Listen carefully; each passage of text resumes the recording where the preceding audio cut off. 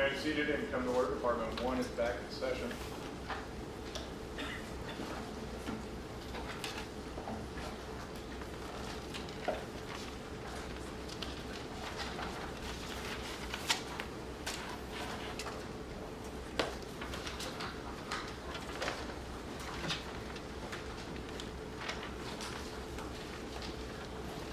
We're back on the record. Mr. DeAngelo, President of Council. I believe, if I'm not mistaken, we're on to Ventura. This is the time we're scheduled to hear from the victim's family involving crimes and uncharged offenses by Mr. DeAngelo, County Ventura. The imposition of sentence will occur August 21st, 2020. And the attorneys representing Ventura County, please state your names for the record. Yes, good afternoon, Your Honor. Greg Totten, Ventura District Attorney. Good afternoon, sir. Good afternoon, Your Honor. Cheryl Temple, Chief Assistant District Attorney for the County of Ventura. Thank you. Good afternoon. On June 29th, the defendant entered a plea guilty to the following crimes. Count 8, charge of murder, first degree, Charlene Smith, which occurred on or about between March 13th, 1980 and March 16th, 1980 in the County of Ventura.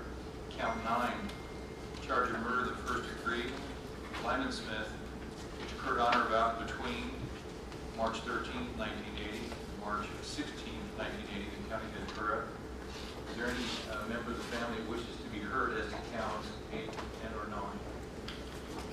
Yes, Your Honor. At this time, the people would like to ask Jill Karen Morrill to step forward and address the court. Thank you. Ms. Morrill?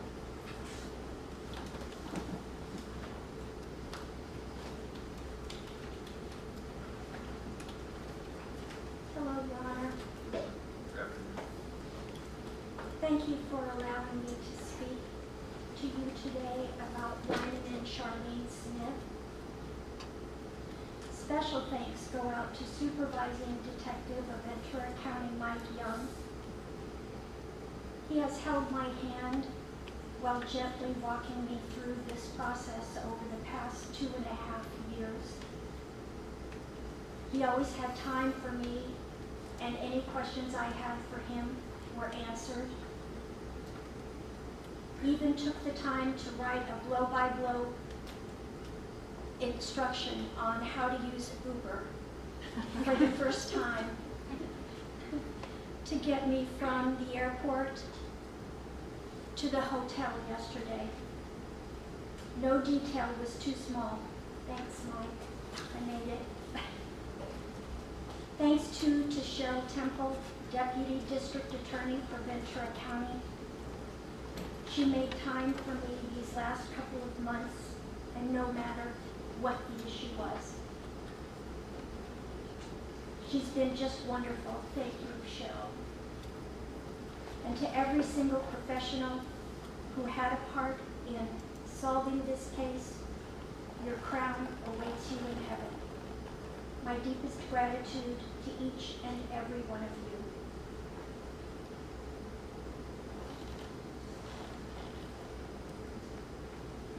It seems like yesterday when Charlene and I met at Adolfo Camarillo High School.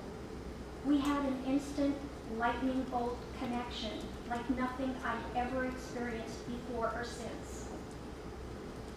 In record time, we came to know about each other's interests and values and discovered we had a great deal in common. Charlene was born in Oxnard to a 17-year-old teen who was dating her father, Winslow Herzenberg. Winslow was an only child, as was Charlene. When Charlene was 2, Winslow died in a car accident and Charlene was given up for adoption by her mother. Winslow's mother, Gladys Herzenberg, adopted Charlene and raised her alone until her passing in 1979 at the age of 86. Gladys was known affectionately by everyone as Grams. Foundationally, Grams was Charlene's everything, and she quickly became mine and my family's as well. Charlene, Grams, and my family, husband Don, and children Tiffany and Brett, spent as much time together as we possibly could. We had dinners, picnics, church, and especially playtime for Charlene and Grams with our children. From the moment Tiffany was born, Charlene just scooped her up as if she were her own. They even looked alike as Tiffany got older. They spent weekends together, and the love they shared was remarkable to witness. When Brett arrived, both Grams and Charlene could just not get enough of him. Charlene endlessly tickled him and barely put Grams and Charlene could just not get enough of him. Charlene endlessly tickled him and barely put him down. Brett had the luxury of Charlene carrying him around and cuddling him every time we were together. I wondered if Brett would ever learn to walk. Together, they were magical. Charlene worked while I was a stay-at-home mom at the time. When Grams was sick, I was able to care for her. When Grams had major surgery in our town of Thousand Oaks, she completed her 6-week recovery at our house. Charlene would come and visit with Grams after work. We were a family of 6. When Charlene married Lyman, we became a family of 7, just as smoothly as if it had always been. Lyman was an incredible man in every way imaginable. He was warm, caring, thoughtful, fun, a wonderful father, kind, and whip smart.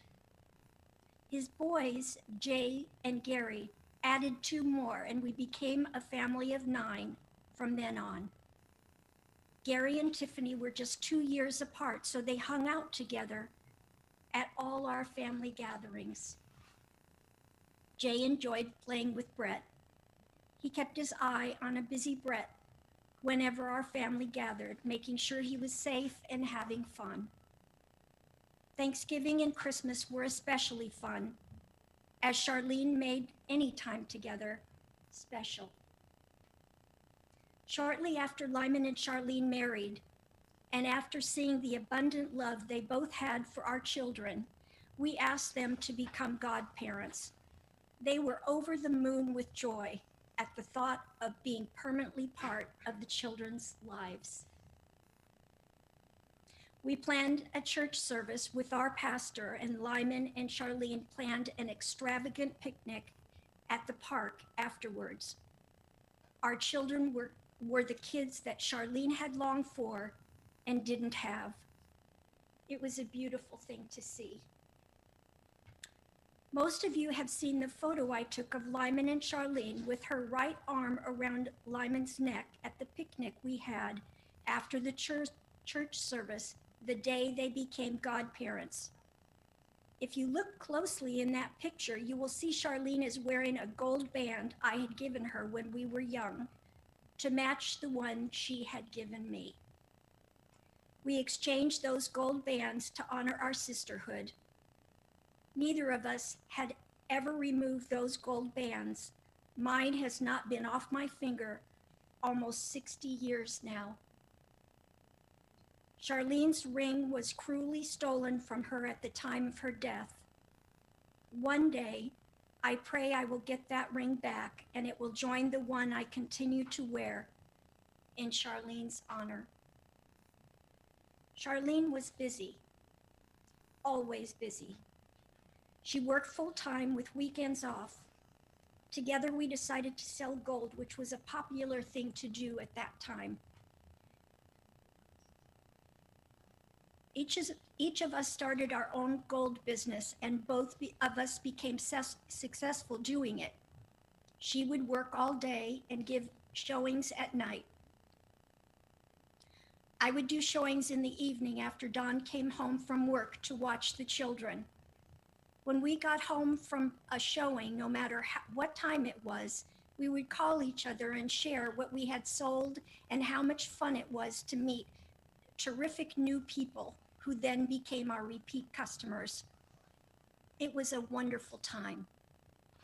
Charlene always had a twinkle in her eye when she saw Tiffany and Brett. As a mother, Nothing filled my heart more than to see her with our children. Lyman was the same way from the moment he met them. But all you had to do was to know what kind of a man Lyman was to spend time with his sons, Jay and Gary.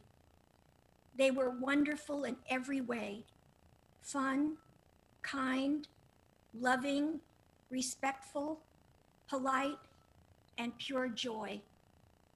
I knew they would become responsible, successful men. They are all of that and so much more.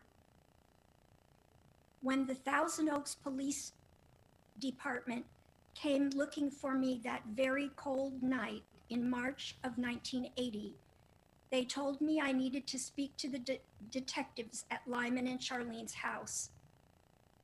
Leaving the children with neighbors, Don and I drove to their house in Ventura immediately. Upon arrival, we were told what had happened. We were in stunned shock. It was a hole in our lives that would never be filled. Not only did we lose Lyman and Charlene, we lost Jay and Gary as well. Don and I loved those boys as if they were our own. Half our family had been wiped out. That is not something one recovers from. It's been a never-ending ache and sadness that does not go away. For Lyman and Charlene's funeral, I made cards to pass out to all who attended. It was Psalm 139, verses 13 through 18. And I took it from the Bible Charlene had monogrammed and given me. It read, "For you created my innermost being. You knit me together in my mother's womb. I praise you. I am fearfully and wonderfully made. Your works are wonderful. I know that full well. My frame was not hidden from you when I was made in that secret place, when I was woven together in the depths of the earth. Your eyes saw my unformed body. All the days ordained for me were written in your book before one of them even came to be. How precious to me are your thoughts. God, how vast is the sum of them. They would outnumber the grains of sand. When I awake, I am still with you.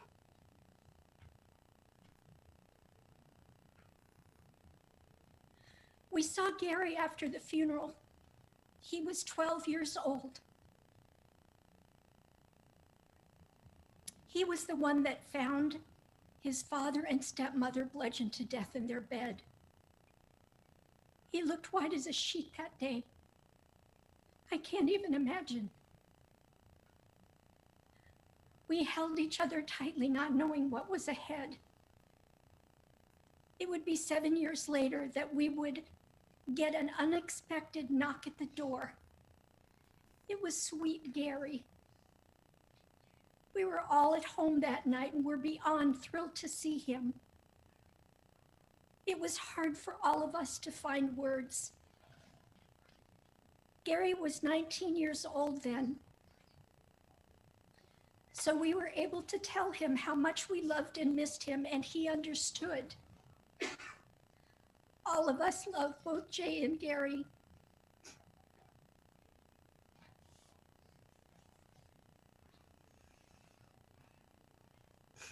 We asked him to pass that same information along to Jay, and he said he would.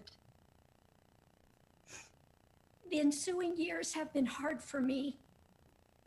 I am grateful for the daily reminder I have as I see the ring on my finger that Charlene gave me. When Tiffany was married, I felt Charlene's absence on a day that would have meant the world to her. When Brett joined the Army to go on to serve in 4 combat zones and stay in uniform for over 20 years, both Lyman and Charlene would have been busting their buttons with pride.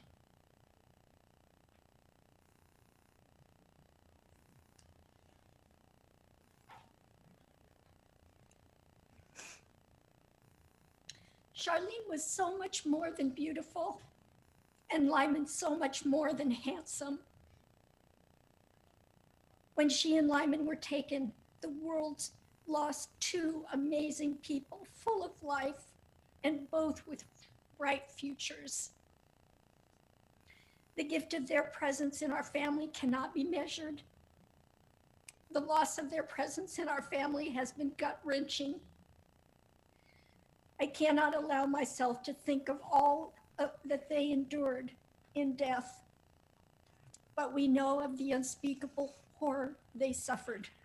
And for what? This day is not about the man who sits here awaiting sentencing.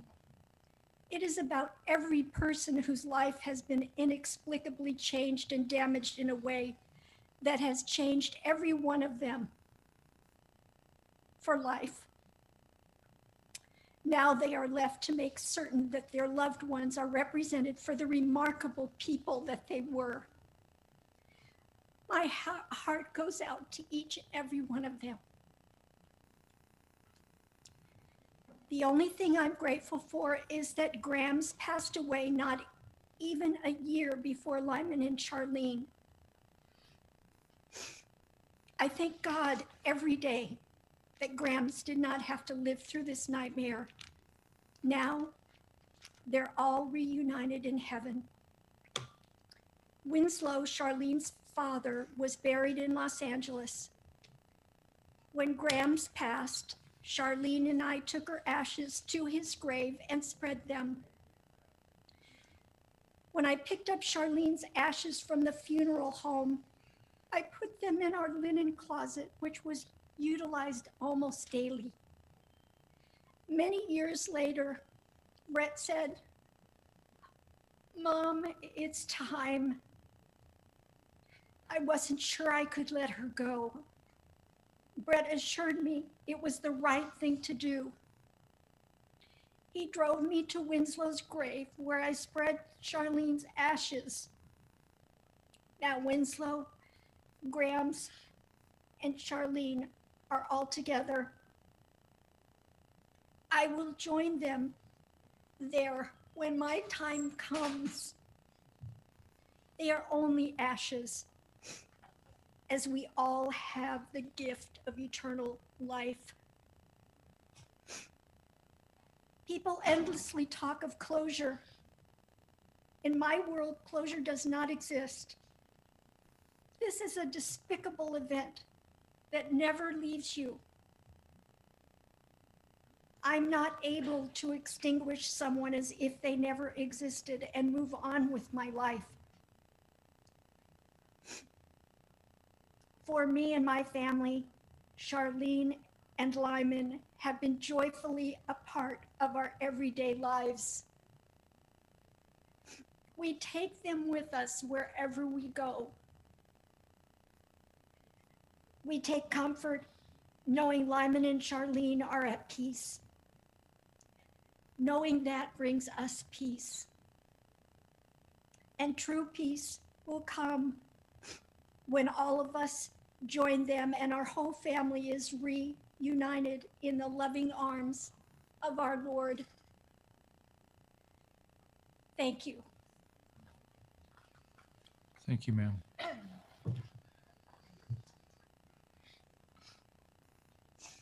Does anybody else wish to be heard? Yes, Your Honor, thank you. At this time, I would like to read a statement to the court on behalf of Carol Womack Billings. My name is Carol Womack Billings, and I am originally from Camarillo, California. Gladys Herzenberg and Charlene Herzenberg-Smith were the only family that I had, other than my adoptive mother. They were, and will always be, my grandma and my cousin, even though we were not blood related. As far back as I can remember, and further with the help of photographs, they have always been in my life. Charlene was 8 years older than I was, but it never mattered to her. She took me everywhere with her. I cannot remember ever being without her by my side. When there were thunderstorms, I was there to protect her as she was afraid of thunder. When my adoptive mother was mean and abusive, Charlene was there for me. We were a team. I had a fantastic childhood because of these two women, Charlene and Gladys. When I had to move, it broke my heart, but we remained in each other's lives. The last time I was able to visit Charlene, she and Lyman had just purchased their home where they were eventually murdered. I was 22 at the time. I am 65 now, and my memory of the house is still so vivid. I am sure that is due to the horrific tragedy that occurred there. What I want the court to know is that I was 25 when Charlene was murdered. At that time, I had 2 young children. Because of Mr. DeAngelo's murderous actions, my family never got to know a fantastic human being, and I did not get to grow old with Charlene. She is in my thoughts almost every day and will be until the day I die. I miss her so much, and society was deprived of an awesome person. I love you, Charlene. Thank you for your time, Your Honor. Carol Billings. Thank you, counsel. Was there anybody else who wished to be heard? Yes, Your Honor, thank you. At this time, we invite Jennifer Carol Smith to step to the podium. Thank you, counsel.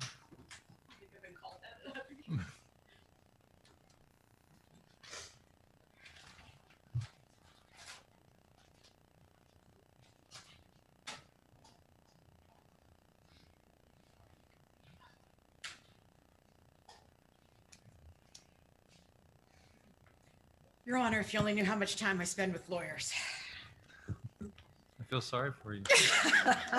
I learned a good lesson from one of my guests here tonight is apparently you're not supposed to lawyer at home. You could have benefited from that in my house. I became a good speaker thanks to that lawyering at home from a very young age. Last night was a rough night. Santa Cruz County is on fire. I'm worried about all my friends, worried even about my own home, which isn't in peril at this time, but it's terrifying. And I've watched this week everyone else speak, and I was really sad yesterday, and then last night it hit me that, you know, I realized my perspective is limited to almost like 6 spots where I could just keep looking at the same 6 spots, which have been the screens on these streaming, and I've just been fixed by those 6 spots. And it must be terrible to have perspective limited like that, because in fact, I usually operate in the world with a very broad perspective, and that's what I'll speak about today. So, and I think it's really important to pay attention to what's in your peripheral vision, because it'll tell you what's coming. It'll tell you what's actually there, even if it's not right straight in front of you. Ma'am, can I get you to do me a favor? Yes, sir. I want to hear every word you say. Speak. There we go. And I have my court reporters trying to keep up with you. So I'm sorry, and I usually am able to be heard, You so take I this- will do better. And you know it's okay. You just take as long as you want. We don't Thank need you. to be in a hurry. Thank you. So I would like to thank you for this opportunity this afternoon, Your Honor. My name is Jennifer Carroll. I grew up Jenny Smith, and I'm here on behalf of Lyman and Charlene Smith, my father and my stepmother. And I'm also here on behalf of the boys you just heard about, Jay and Gary Smith. And thank you so much, Jill, for coming today. And I also want to thank Carol, who is somewhere out there in Etherland, for writing those statements, because they both were adults and I wasn't, and they were able to know Charlene and my dad's life in a way I wasn't able to know. So it's so important to me that they were here today to speak on their behalf. I'm also here representing my father's brother, my Uncle Don, who I hope is watching right now, my mom, Marjorie Smith, to Margarita Marge, my grandparents, Lyman, Wilma, and Lila, my daughter, thank you for coming, and my nephews, who are too little to be part of this. They've trusted me with representing them throughout this process, and I've taken that responsibility incredibly seriously. This is like kind of amazing because I see so many people that have supported me this whole time. Reporters, lawyers, everybody. So let's start at the beginning. And I really don't want Joe to experience this again vicariously, whatever. I know he's in his torpor somewhere trying not to listen, but hopefully a little of this will get through so he can remember. It was a gorgeous spring day in March of 1980 when my younger brother, Gary, arrived at my dad and Charlene's house to mow the lawn. At just 12 years old, he had already demonstrated tremendous self-discipline. I don't know about now, but he had it then. He took pride, he does have it now. He took pride in earning his own spending money. It was around noon when he entered the house, and he immediately knew something wasn't right. He was on his way to the back bedroom, my parents' room, and the digital alarm clock was going off. This had been going off for at least 72 hours, 3 days. The comforter, pulled up over the two bodies that lay in the bed, hid most of the horror. I suppose I could thank you, Joe, for that courtesy, but then that would be perverse, wouldn't it? Because there was nothing courteous about what happened in their home that night. The walls were splattered with blood and gray matter. The bed was saturated with bodily fluids. Gary gently lifted the corner of the comforter to find my dad's head, face down in the pillow, cemented to the fabric by blood. His blood, an ungodly amount of blood. I would learned just a few weeks ago that it represented all the blood in his body. That's exsanguination. Do you know how hard you have to work to get all the blood out of someone's body? Of course you do. Gary let the comforter drop, knowing he'd find the same on Charlene's side of the bed and just couldn't bear to look. He picked up the phone right there on the nightstand to call for help. And in that moment, my 12-year-old brother acted with incredible bravery and courage. Brave because he didn't know what would happen next. Courageous because it took the strength to stay focused and to do whatever he could for his dad and stepmom. It might interest Joe to know that a child finding his parents brutalized beyond imagination didn't grow up to be a bad person. It might interest Joe to know we are capable as humans of making good choices. Despite seeing all that he saw Sunday afternoon, Gary did not become a perpetrator. As it happened that day, Mom went to check on Gary, wondering if he'd made it up the hill to his bike on Dad's house. Dad lived about a mile as the crow flied, but you had to ride up that damn hill on your bike. She rolled up on a scene that took her breath away. Police, yellow crime tape, and word that her son was with Judge Lewis and his wife Claire. They had found Gary alone, sitting on the outside wall of my dad's house, patiently holding it together while the police swarmed around him. I will forever be grateful for Judge Lewis and Claire's kindness and quick response.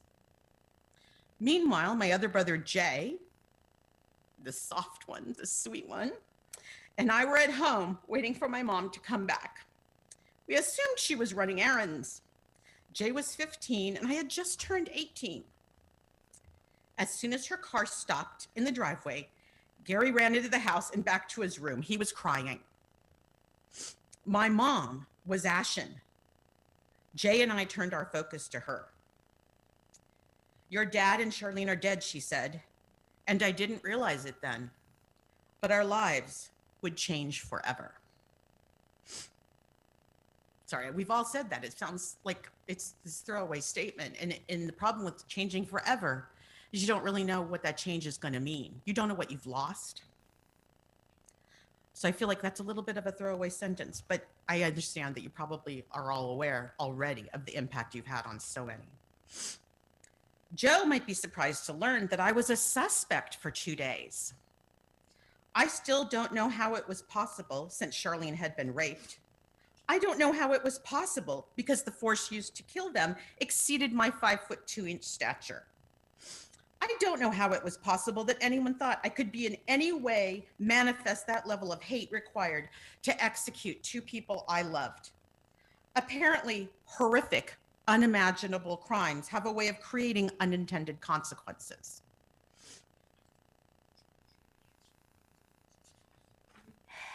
I do know the police were likely desperate.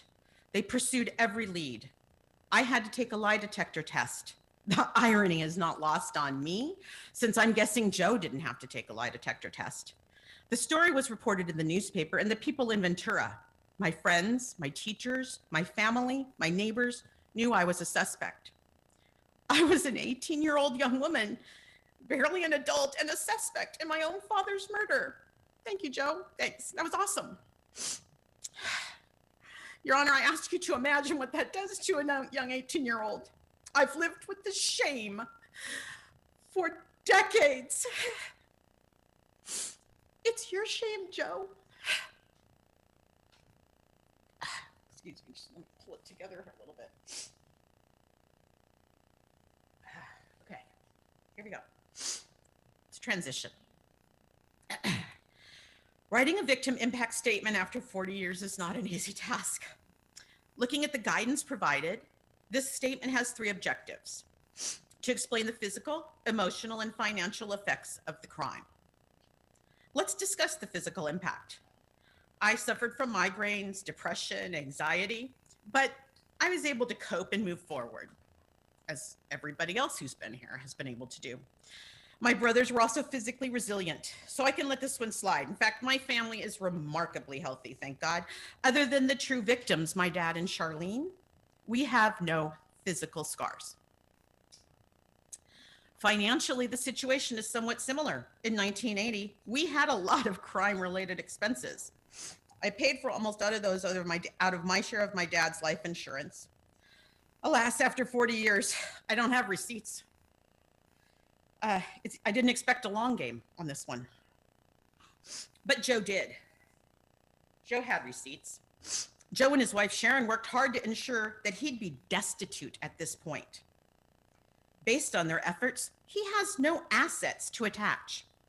And just a fact check, it's unavailable to my family because these crimes happened in the years before victims were offered restitution. Yep, there are no financial damages I can claim. That means I'm only left with describing the emotional impact. Your Honor, I'm not sure I can do that, but I'm going to try. My mom always yells at me for sniffing. I can't be sniffing. Try it, Mom. I've struggled to write this statement because it's nearly impossible to know what would be if Joe didn't rape, torture, and beat my parents to death. How might they have changed the world? God love you. Who might I have become? How do I know what it might have been? Assessing the impact is challenging. Your Honor, my dad shares a resume that's extremely close to yours. You know I Googled you, right? Law school. Also, I met one of your students. She's amazing, and she thinks you're amazing. Law school, some work in the DA's office, and then private practice handling litigation as a criminal defense attorney. He was hoping to be appointed by Jerry Brown to a seat on the Superior Court, exactly where you sit. Joe might find it interesting to know that my dad once sat where his attorneys sit. Lyman defended a man facing the death penalty. He knew the man was guilty of rape and murder, yet he believed in the system that said his client was entitled to a defense. My dad faithfully championed our democracy and the rule of law. And thank you, all of you, for doing the same. Charlene was ready to have kids. Coincidentally, at 33 years old, she was the same age I was when I decided to have a family. I had known Charlene since I was 5 years old. As my dad's new secretary, she arrived with enthusiasm and style. I thought she was the hippest thing on earth. Short skirts, long hair, huge smile, and a decade younger than my parents. That was from my mom. She was the epitome. My mom was not a 60s woman. She was the epitome of the mid-1960s in all the coolest ways. I wasn't thrilled a few years later when my dad left my mom for Charlene, but by age 18, I'd realized how happy she'd made my father, and I respected their relationship. So what if they had lived? They were building a new home in Santa Paula. I believe they would have had kids, half siblings I would have adored. My dad, a Democrat with political ambitions, would have likely been appointed to the bench, and then later he would have run for office. I have no doubt he would have won. As a political junkie, I likely would have participated in his campaign, and who knows where that might have taken me. Don't tell Kamala. My life might have been extremely different, but of course, this is an abstraction, magical thinking, a fantasy. Of course, that's not what had happened. Because of this crime, I lived my life anchored by reality, and I don't spend much time thinking about what could have been. Instead, I focus on what is and what can be. So let's turn to the what is. These are the truths that are a direct result of Joe's behavior. It is true that my family doesn't talk about what happened. I do, but they don't. As you might imagine, it's been a lonely journey for me, but I fear it's even more lonely for my brothers. They hide it away, much like the jewelry, Joe, that you melted down and kept in that antique stove in your garage. An ugly, dark secret that is only shared with the people they trust. My grandfather adored his two sons with every ounce of his being. When Joe killed my dad, my grandpa barely recovered. His sons were the proof of his hard work and commitment to their future. He was so damn proud of my dad.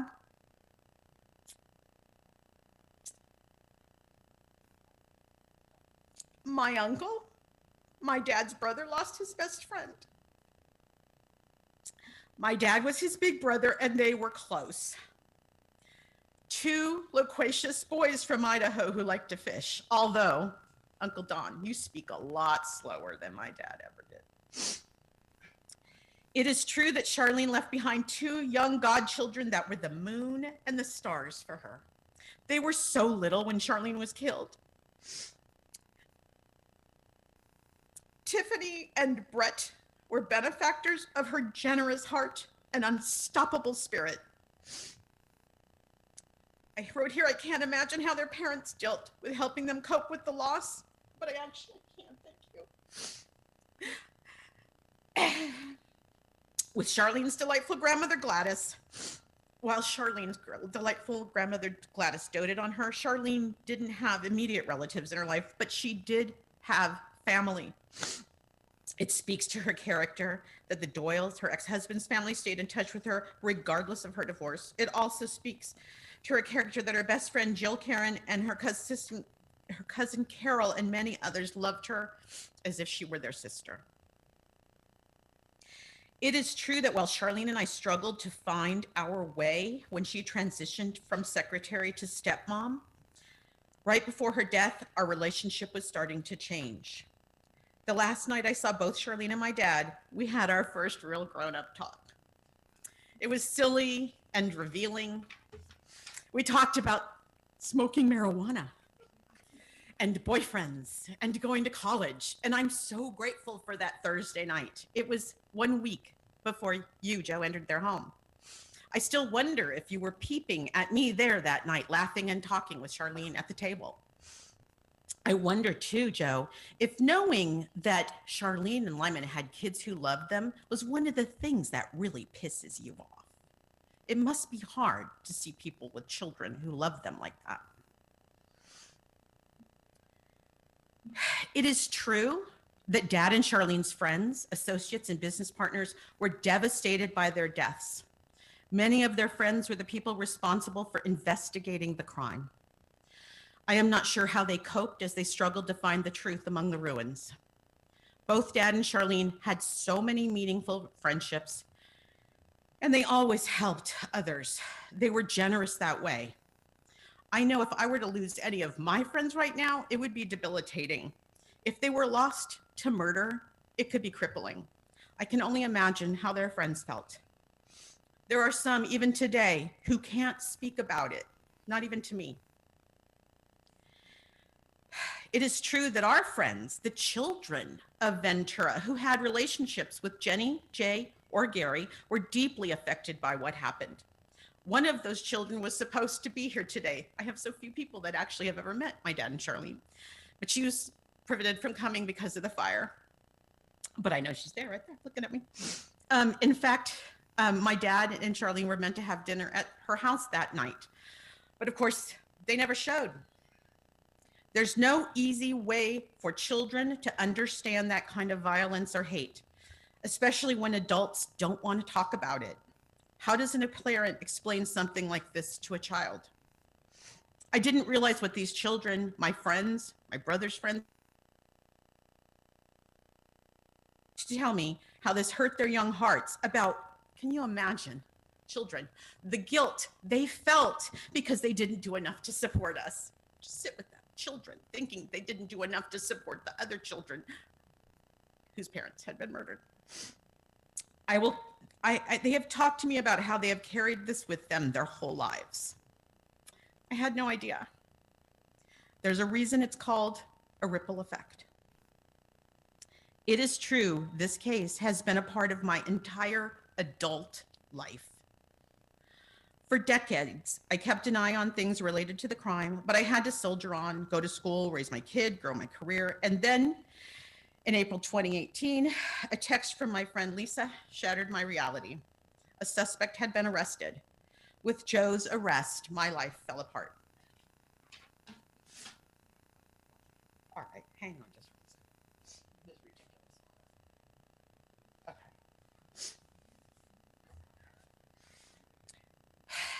There was no way for me to ignore what had happened any longer.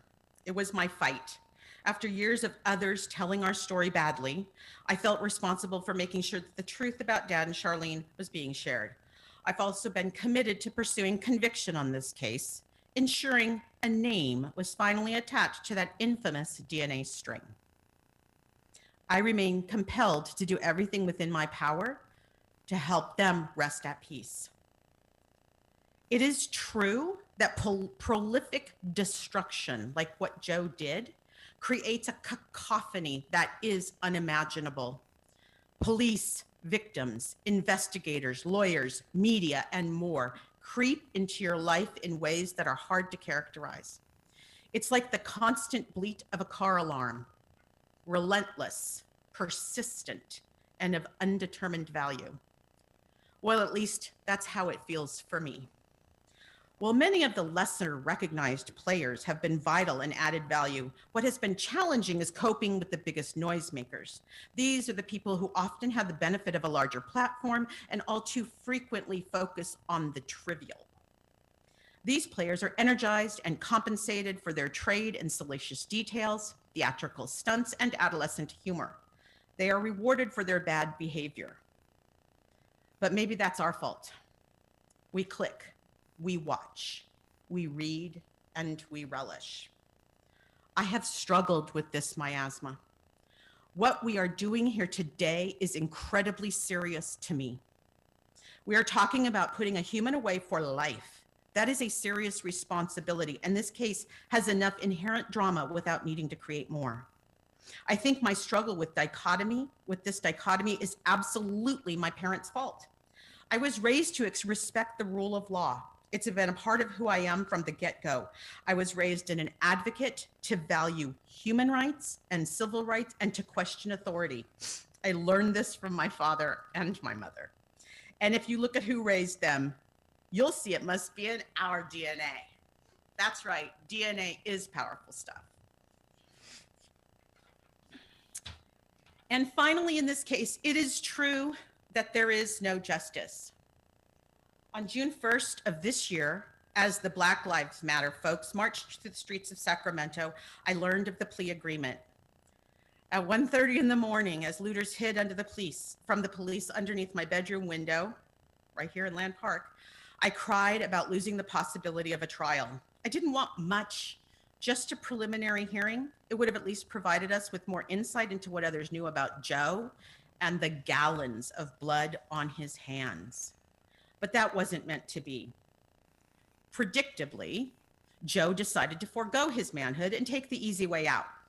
Interestingly, manhood is defined as having courage, strength, and ironically, sexual potency.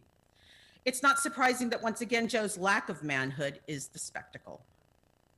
As I sat in my bedroom in Sacramento trying to wrap my head around the inevitability of a plea, I found myself saying again and again, no justice, no peace. No justice, no peace. For me, Joe being arrested is not justice.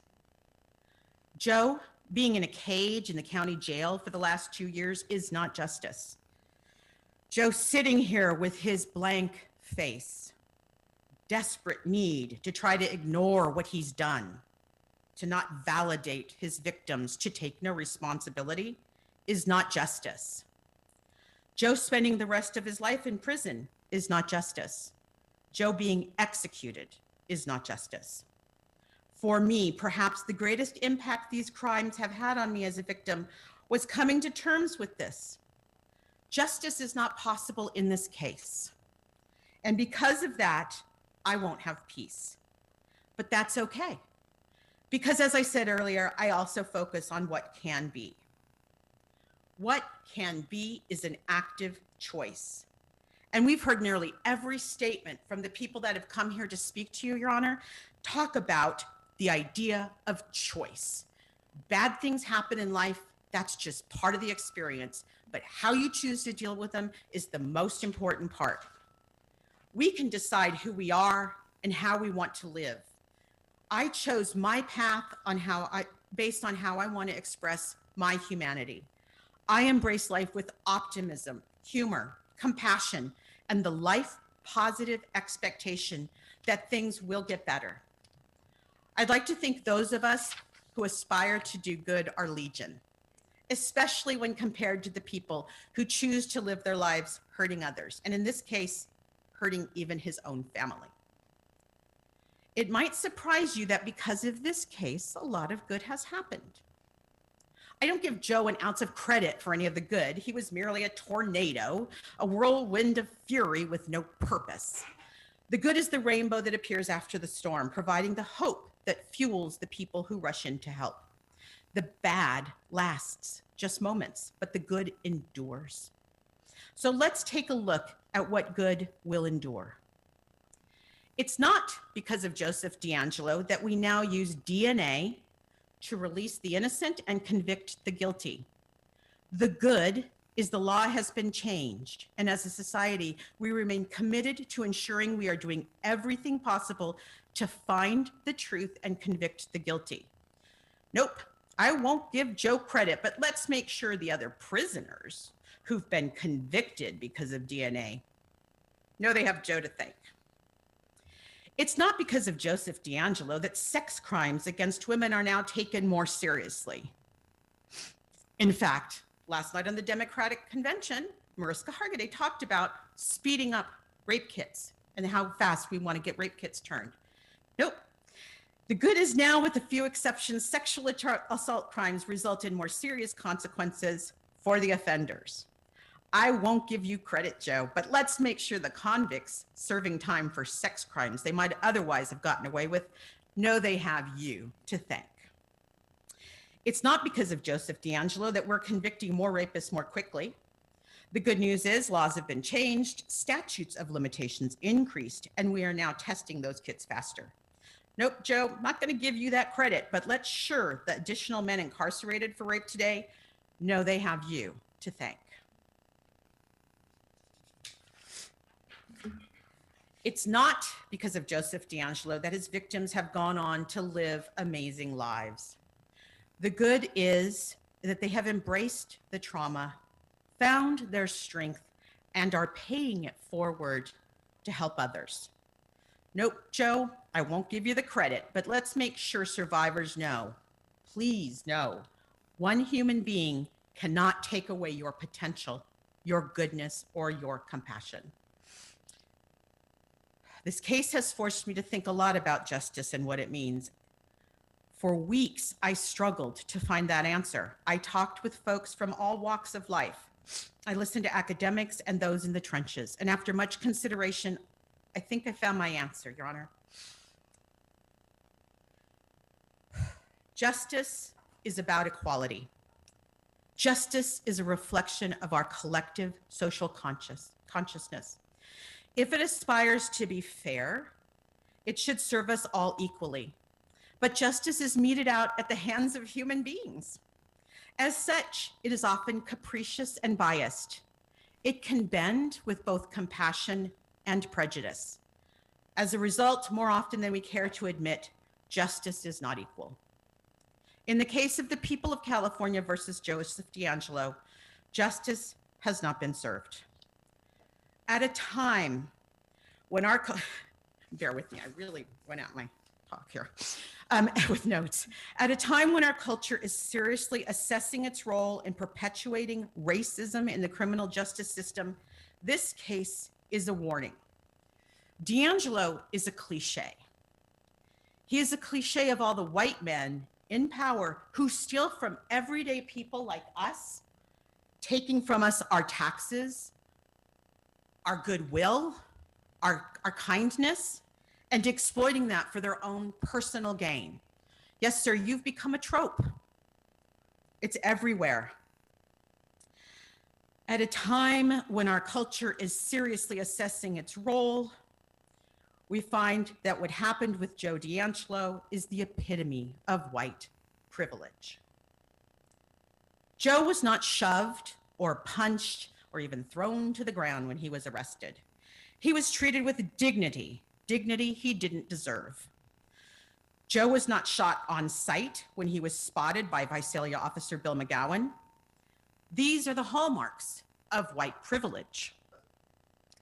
Joe's been allowed to attend court in a wheelchair. As I know, my friend Chris Pedretti lay out in her backyard, naked, a week before Christmas, wondering if you were going to kill her or not. She froze, and yet we are kind enough to not only allow you to hide your orange shirt right now, but to sit there with a sweatshirt on because you got cold. That's who we are. You have been allowed to behave, apologize, Your Honor, but in my opinion, disrespectfully toward the court. You don't even have one overworked public defender. And by the way, if y'all are overworked, I understand that. But you have 3 incredibly talented lawyers at your disposal. That is a hallmark of white privilege. Joe was a cop. He used those precious skills designed to protect us from people like him to commit heinous crimes.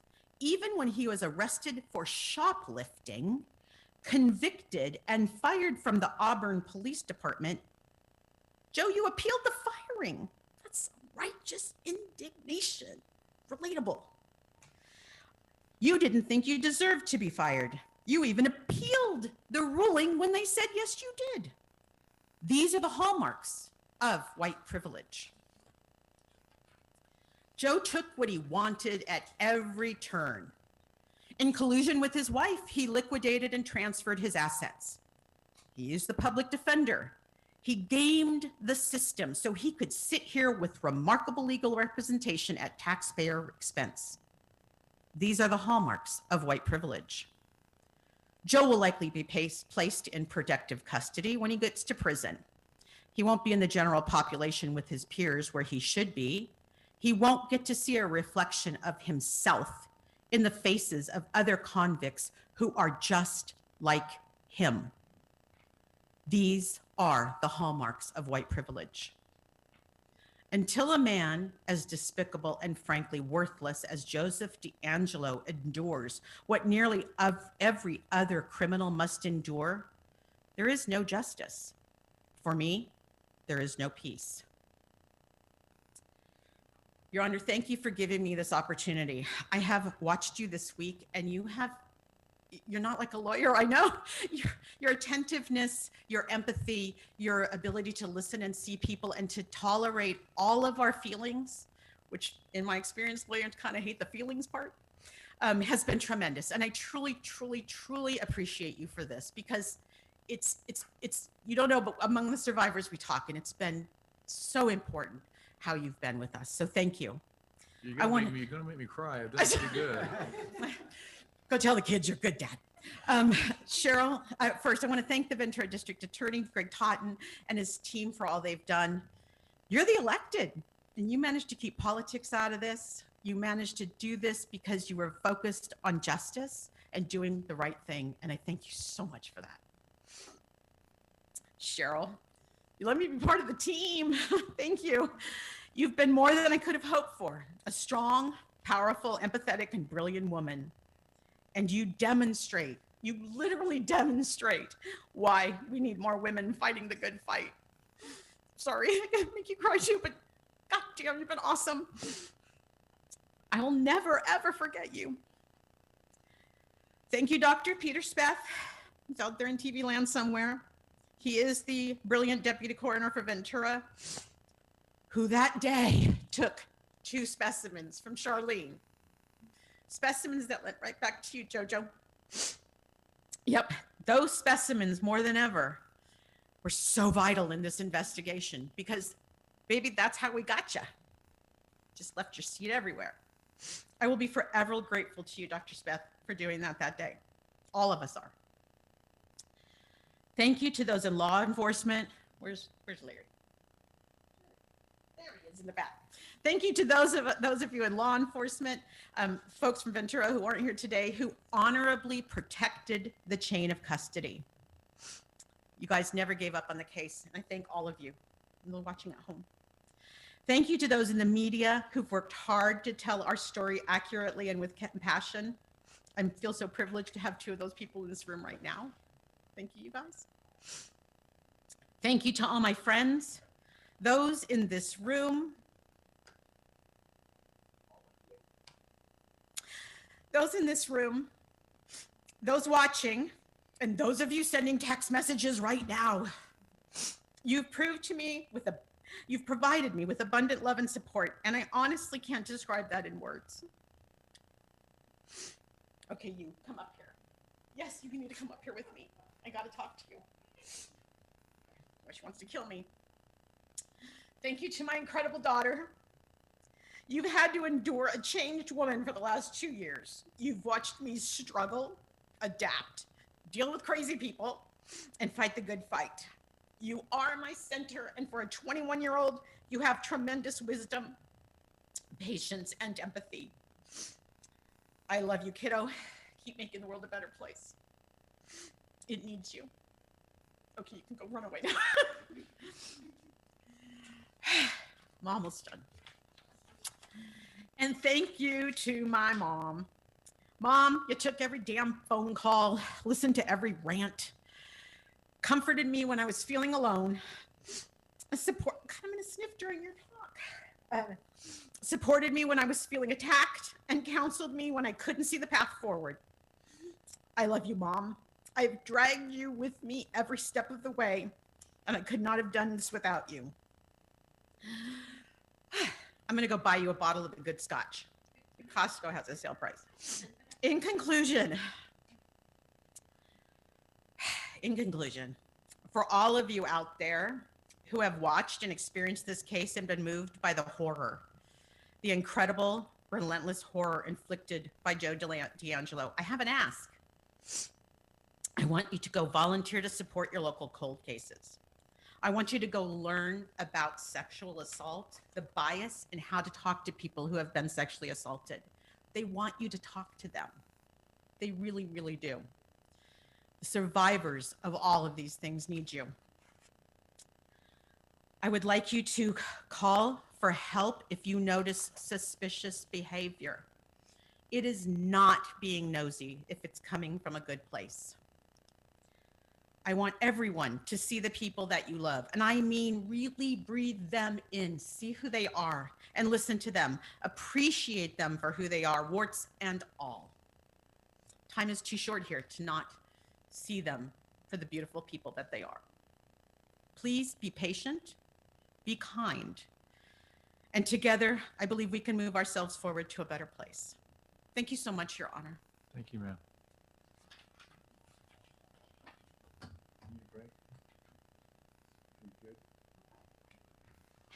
Does that conclude Ventura County? It does, thank you, Your Honor. All right, thank you very much.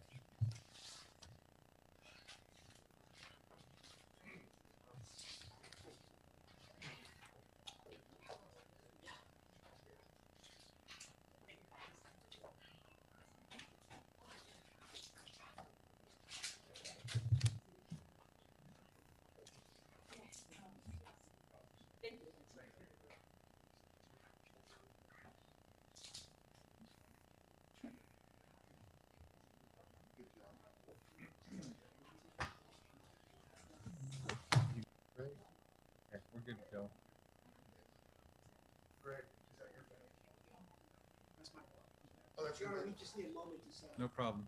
Deputy Thompson, when you get a chance, can I see you? What's that? When you get a chance, can I see you? I'm like through out there.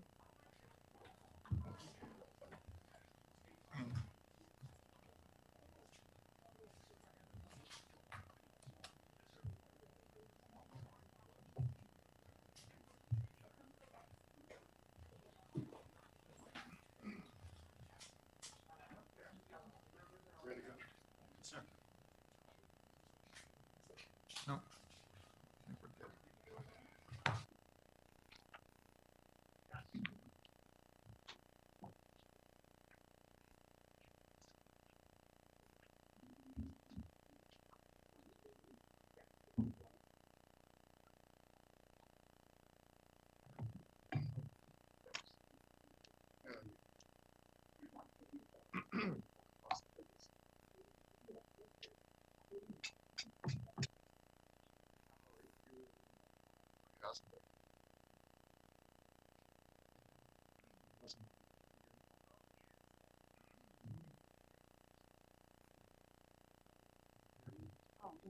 I got it.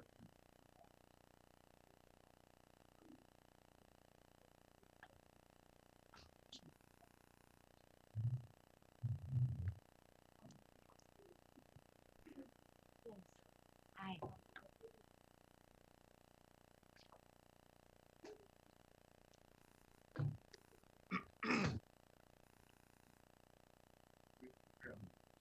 They're protecting me. I feel good about that.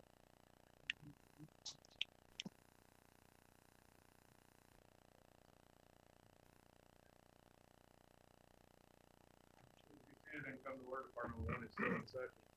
All right, thank you. The record reflect Mr. DeAngelo is present, represented by defense counsel. This is the time we've scheduled to hear from the victim's family involving the crimes and uncharged acts, if any, committed by Mr. DeAngelo in the county of Orange.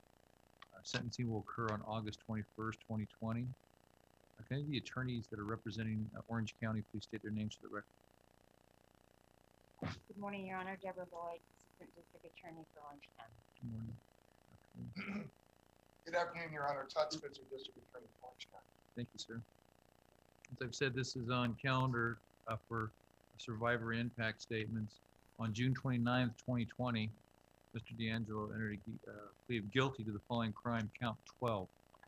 The crime of murder in the first degree of Manuela Whitney, which occurred February 6, 1981 in the county of Orange. Is there any family member that wish to be heard as to count 12? Yes, sir. Thank you very much, Your Honor. At this time, the people would like to call Julia. Thank you.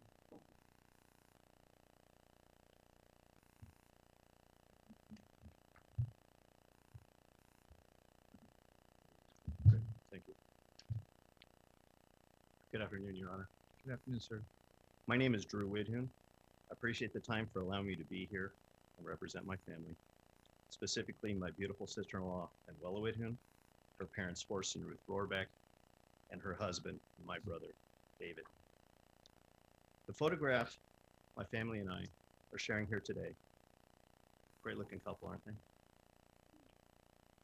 Represents a wonderful day and time many years ago that includes the 4 family members I just introduced you to. Sadly, it reminds us all of Manuela's precious life that in February 1981 was taken so viciously and cowardly by this convict. Your Honor, my family and I struggled with the question of should we show this photograph or not, mainly to avoid the opportunity for the convict to relive what probably is to him a fond memory. But in the same instance, we realized that would only be a concession for which cannot and will not be tolerated. This convict, in this setting or any other, has earned and deserves absolutely nothing.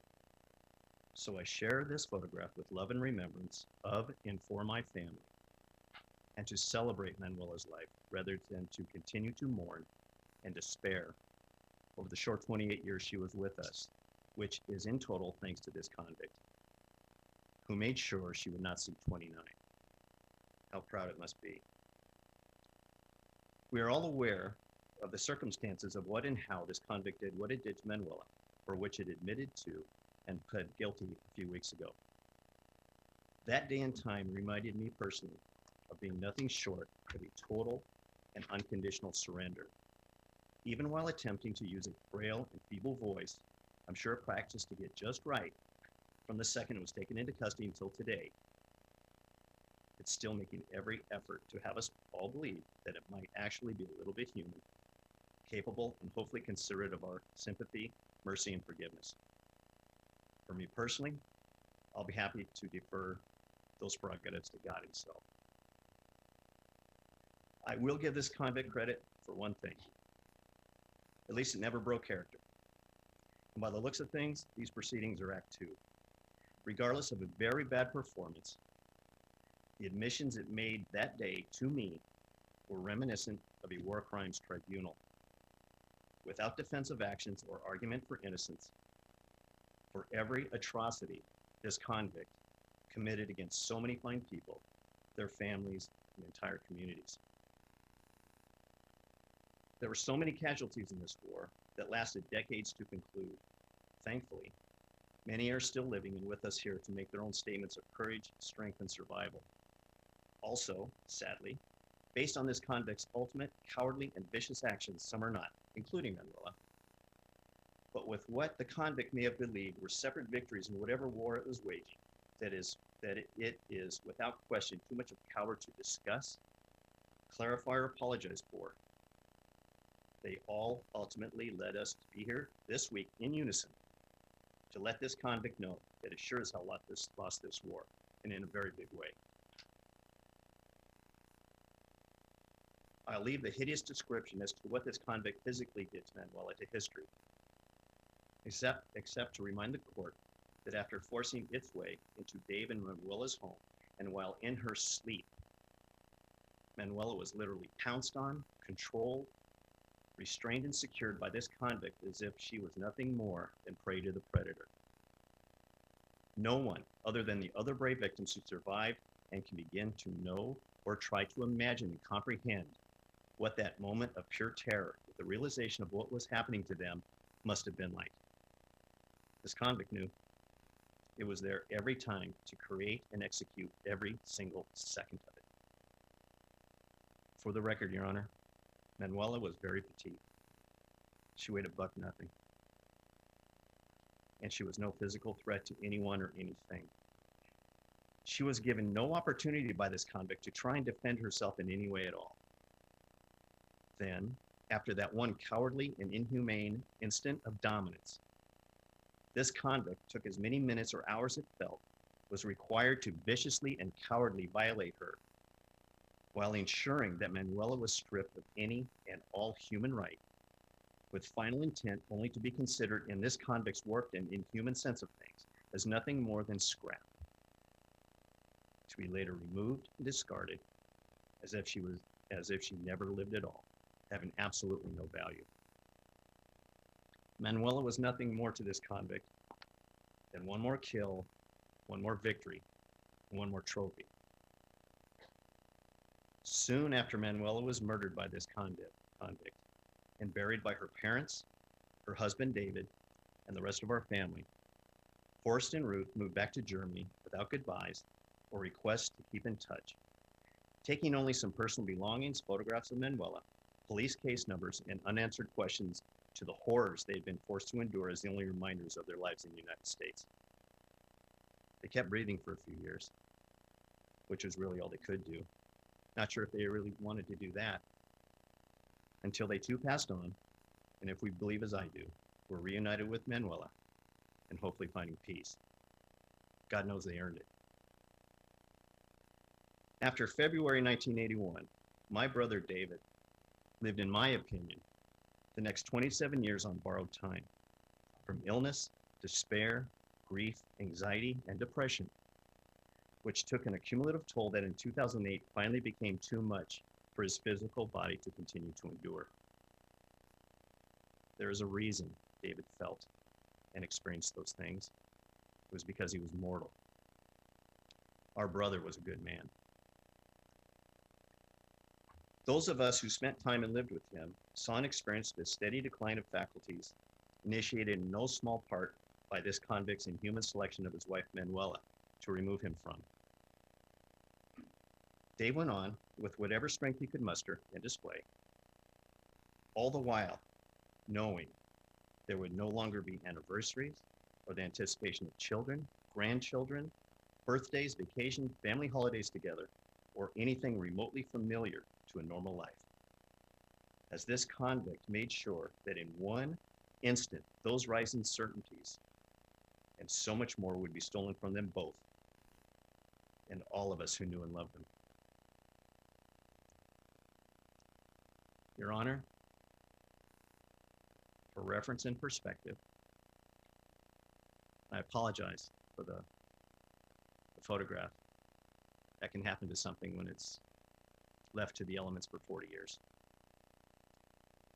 I'd like to share another photo of a quiet place where Dave and the rest of us, mostly Dave alone, visited to spend time as close as he could get to his wife, to try and make sense of things while bleeding with grief, knowing he could no longer look at, hold, or protect her.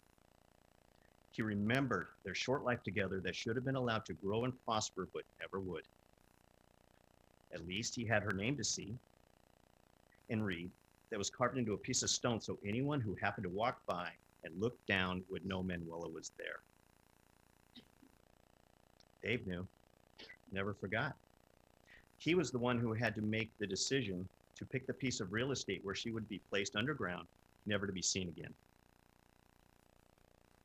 There were so many things he could not forget, no matter how hard he tried, but especially how and why she came to be there at the hands of this convict. And if all of that wasn't enough, Your Honor, my brother Dave had to live for years with scrutiny, suspicion, and rumors that he himself may have been involved in Manuela's death. No one should have to endure such intrusion, but considering everything that was known or unknown at that time, any rational person could understand and sympathize with that thinking. Dave understood, said he did anyway, but we'll really never know the exact toll it took on him. We all knew Dave had no ability or motivation to ever be involved in something so grotesque and inhuman. He continued to profess and educate as to his innocence until it was proven in 2001, I believe, when the DNA link was identified that established one suspect in so many more sexual assaults and homicides throughout California. We all took a very long moment to finally have it understood to everyone of Dave's vindication, but also with the realization that Manuela's murder was part of something that was so much larger than anyone could have ever feared or imagined. Dave died before knowing of the convict's identification and arrest. He always knew it was coming, just a matter of when. And while being crazy but not stupid, I believe this convict knew it too. I believe he knew it all along. And it's nice to think it developed a sore neck from having its lifeless head on a swivel for so long, waiting for the real cops to show up. When the convict left its little business cards in the form of DNA, and I stress little, it was because of the ability, in our case, of Manuela's body to preserve it and law enforcement's dedication to meticulously and thoroughly retrieve it for proper preservation and testing that ultimately helped lead them directly to this animal.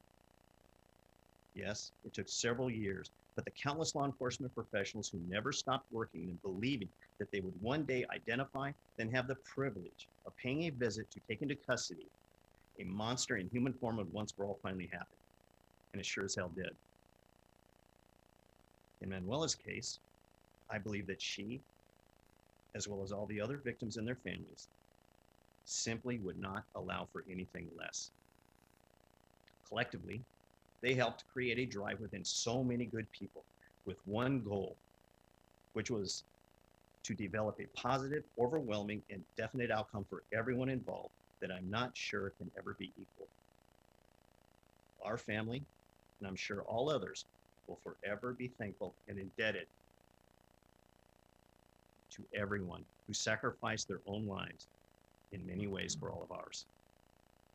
That fact has never been nor will it ever be marginalized or forgotten. Your Honor, I feel I have a unique perspective of things from both sides of this fence. As being a family member of one of the convict's murder victims, I was also a very proud member of the law enforcement community.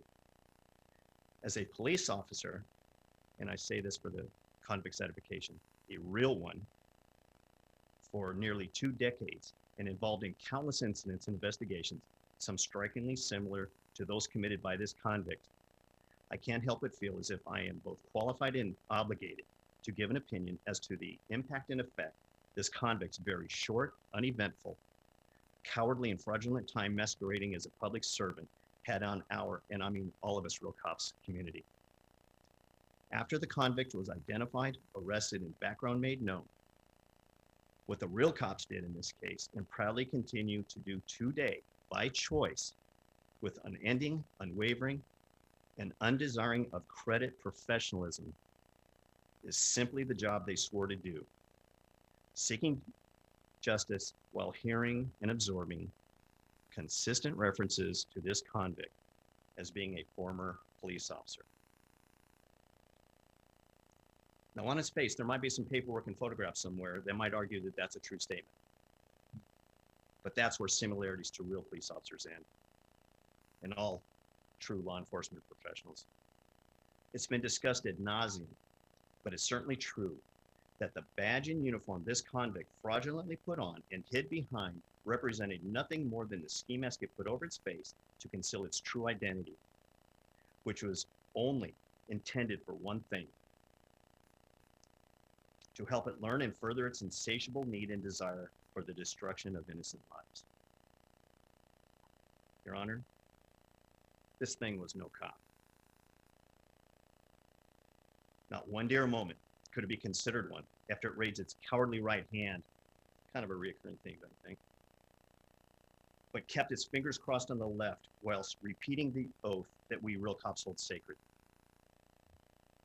I would submit that this convict never did a selfless or worthwhile thing in its miserable and useless life, especially while falsely representing me and my profession, all members of law enforcement sworn and not, and the good people it was supposed to serve and protect. I also feel a strong sense of empathy for the true police officers who are in the same departments and have had and have been forced to live with what has been placed on them by this convict's actions and affiliation. These police departments certainly do not deserve scrutiny, and they remain a very vital and respected part of our community. My wish would be for an official decree that negates and expunges all records, references, and memories of any kind regarding this convict's association with law enforcement. It deserves nothing less. Finally, Your Honor, as to the convict itself, I think I speak for all concerned that regarding any remorse or apology, this convict may either try to express or be internally considered. We have no expectation of ever hearing it, but for me personally, I could care less if it does or doesn't. It would all be BS anyway. The elements required, but were willingly removed by this convict itself, that might allow for honest impact or consideration if it felt led to say anything, left the building a very long time ago, as it would require both humanity and a soul, which in this convict's case, neither apply. If somewhere back in time, they were both enthusiastically purged from this thing, never to return. With that being known, and to this day being very aware and understanding of what it did, within the convict, I believe there is and was no desire or thought to show remorse or contemplation of actions. There is and was absolutely no desire, although it certainly had the ability to reason and decide with a positive or humanistic way that it had a choice not to perform such grotesque, sadistic, and unimaginable acts. It committed every single one of them with what the court has most appropriately defined and the convict admitted to as malice aforethought. Even while knowing that, and from what I'm hearing lately, it's all Jerry's fault. Well, go ahead with that one, Joey. But remaining a true fraud and coward to the end, the fact remains there is absolutely nothing good, bright, or redeemable behind this convict's black and soulless eyes, no matter how many personalities and or demons are in occupation. Your Honor, while preparing this, I realized that moving forward, there is one thing the convict can do that will certainly be worthwhile and very much appreciated. All it has to do is simply stop breathing. It obviously isn't interested in doing that because it knows, I know it knows, and we all know it knows, that when the slits finally close for the last time, and it helps to save a lot of very good air that's been wasted for over 70 years now, it's very aware that it will certainly die alone, uncared for, unloved or mourned, then finally dissolve into nothing more than a pile of former inhuman waste to be consigned and deposited onto the ash heap of history. A very just and eternal sentence, if there ever was one to be exacted.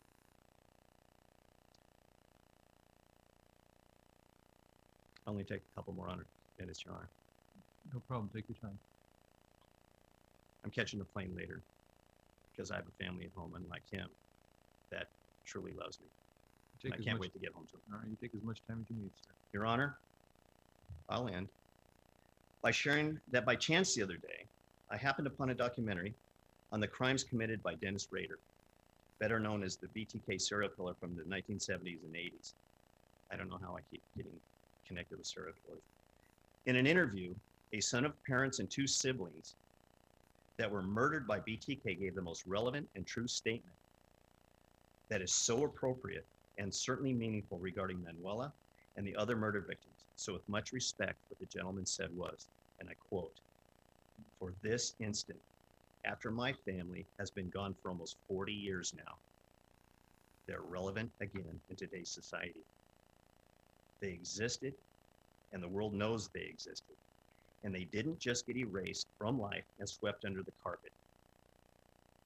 They were somebody, and they were worthy of life." Thank you for the court's time, Your Honor. Thank you, sir. I think we're gonna head and take our afternoon recess, council. It's about 5 to 3. We'll try to start back up here at 10 after 3. Very good, thank you, Your Honor. Thank you, council.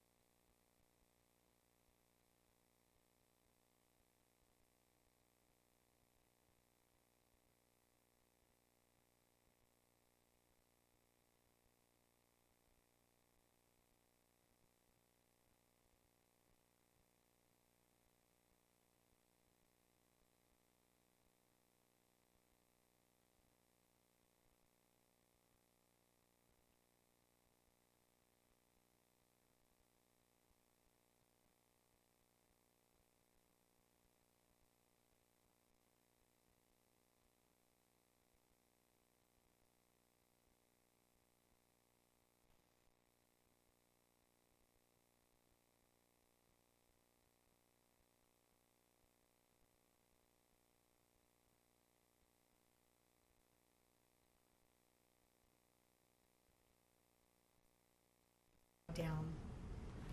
We had no more holidays or family get-togethers. He ruined that too. For 32 years, I was constantly looking over my shoulder, wondering who killed my sister. I was always wondering if it was somebody I knew. How did he meet Janelle? Why was Janelle his last victim? Did he kill anyone else after her?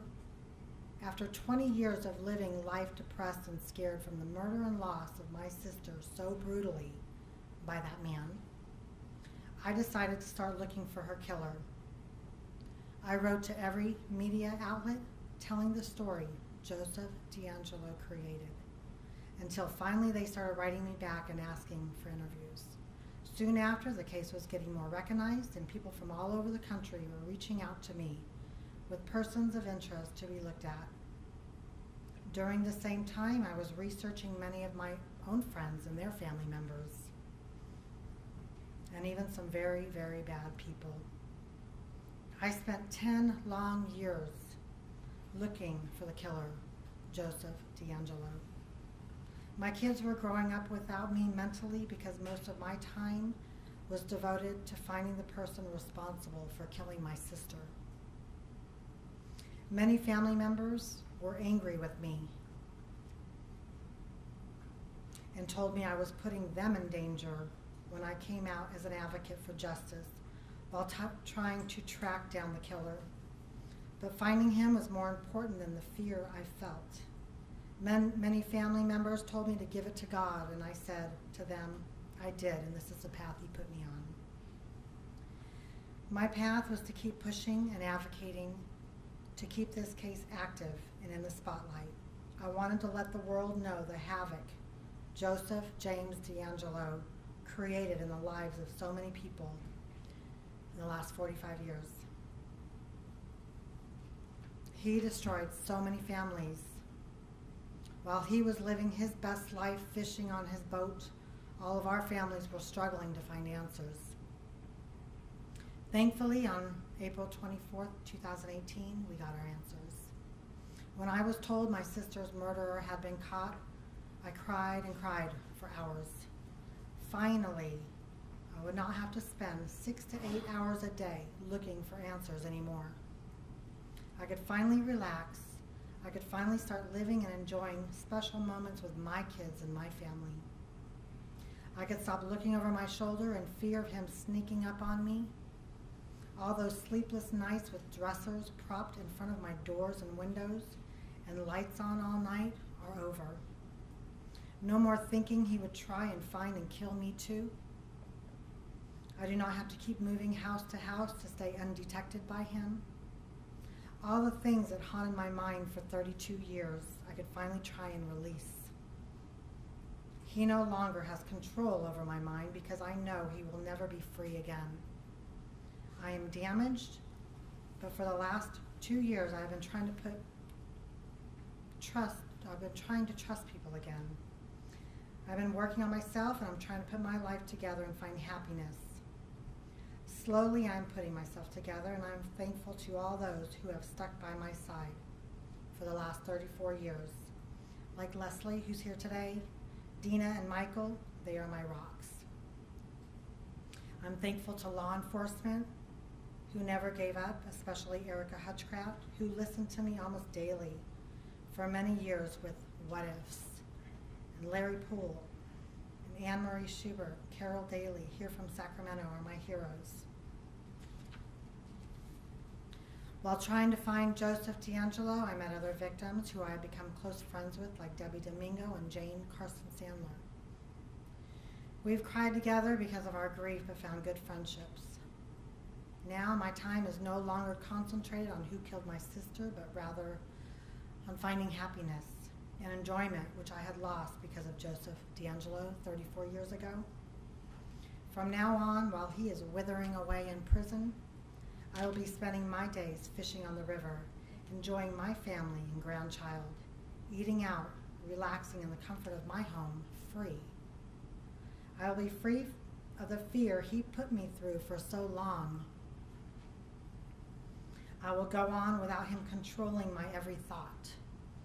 Now I know who killed my sister Janelle. Joseph DeAngelo did.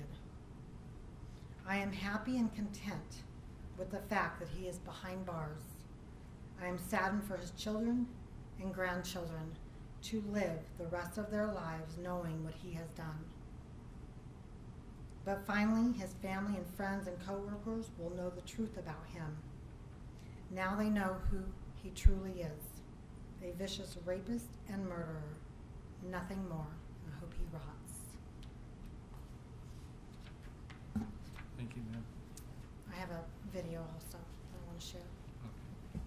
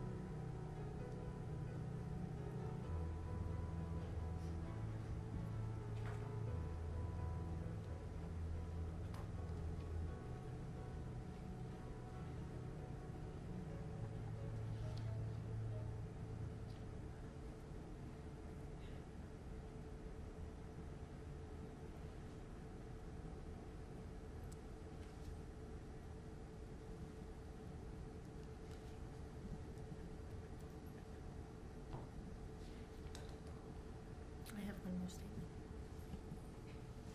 My mom could not be here today, so this is from my mother, Diane, to Joseph James DeAngelo. How can he even live with himself? How can he live with knowing he did this to my beautiful daughter? He is a coward, but he is worse than a coward. He is a coward, a fraud, and a pathetic loser. He attempts to hide, but the world sees him now. Thank you, That's ma'am. all. Thank you. Your Honor, at this time, if, with the court's permission, we'd ask Leslie Metover to address the court. Very good, thank you.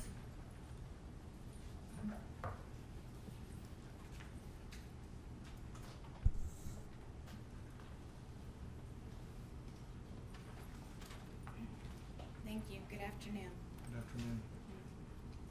To the Honorable Judge and to the court, my name is Leslie Matoyer, and I am Janelle's blood sister, best friend, and have been a part of the family almost my entire life, since we were the ages of 7. It's a very long time. First, I would like to personally thank the law enforcement agents and investigators who tirelessly spent so much time in this case, many of these hours on their own personal time, especially Carol Daly, Larry Poole, and Erica Hutchcraft. Thank you for believing and never giving up. With the love and support from my other sister, Michelle, I'm here today, so thank you. This statement is in reference to the killer and the child rapist. As so many other families and strong survivors have spoken before and will speak after me, I'm here to read a statement of impact. I speak on behalf of my soul sister, closer than kin, Janelle Cruz, who was raped and viciously murdered by the convict. Today, he will hear many descriptions of the physical, financial, psychological, and emotional harm and impact of his crimes. Such testimony could well play to his sick addictions. I believe he is fully aware of the overwhelming impact and harm he has caused and would only derive pleasure in hearing of all the pain and suffering he has caused. So instead of giving him any form of satisfaction, let's discuss his weaknesses and inadequacies. As he sits there, listening, acting feeble, I wonder if he truly realizes what a coward he is. Even with his greatest efforts to gain control by brutalizing others, he still fell short.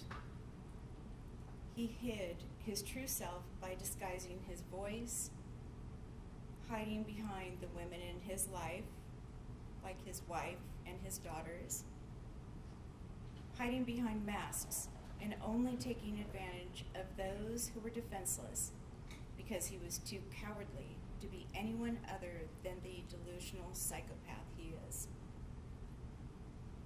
It is my wish for him during his incarceration, however long that may be, that he will hear the same words spoken to him that he spoke to the innocents he targeted.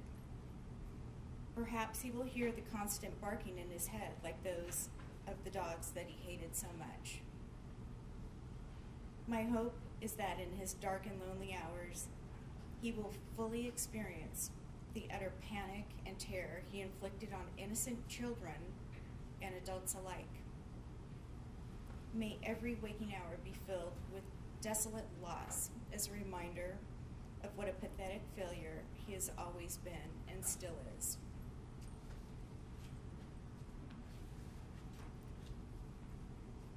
Contrary to his delusional belief, his name will be forgotten, but not Janelle's. You see, you can't kill the spirit or goodness of someone so loved as Janelle. Her soul resides with those who loved her, and her spirit lifted, celebrated, and remembered. Her love and laughter will echo through generations as we recount the gentle, soft-spoken, magical person she is. everything the killer has wanted and tried to take forcefully was beyond his ability to obtain. Whereas my brothers and sisters in this room, family members, survivors, police detectives, attorneys, the several district attorney offices personnel, the honorable judge, support personnel, every single person in this room, except for him, will go home to enjoy the true love, laughter, and support of family that he has failed to obtain. We who have survived will continue to enjoy the power, control, and the freedom of authentic living. On the other hand, the killer is destined to fade away, nameless, as just another child rapist and murderer with a small penis. Thank you, ma'am. I do have one other statement. This is from Lee Jones, Janelle's aunt. Are they? Thank you. So this is Janelle's Aunt Lee. Your Honor, Janelle had a wonderful sense of humor, and she always stuck up for the little guy. I must thank all law enforcement who have carried this case all of these years. This song is for Janelle and all of the victims and their families and friends. They will forever be in our hearts. That is one thing the killer can't destroy. And then she has a song. Thank you.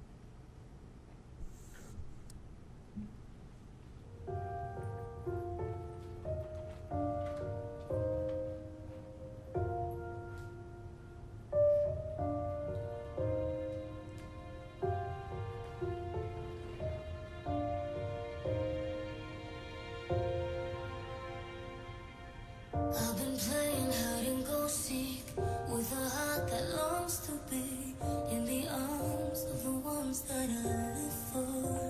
And I've been running from my shadow like a wayward arrow as I try to find my way to you. 'Cause you are always in my mind, always in my heart, always the one that waits for me. My dreams, you are always the one I long for, always the one I feel by my side, even though you're gone. 'Cause you are my always.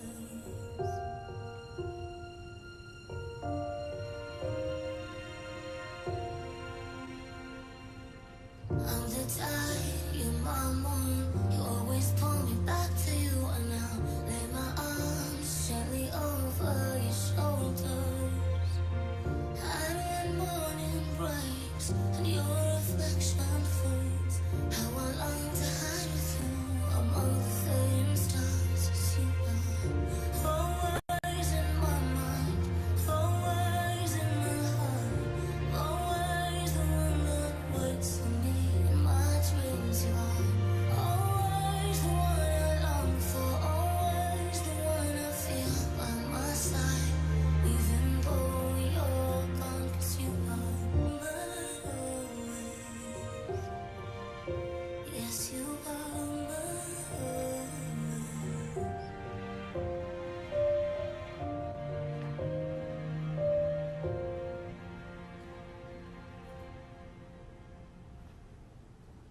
Your Honor, that concludes our presentation with respect to count 13.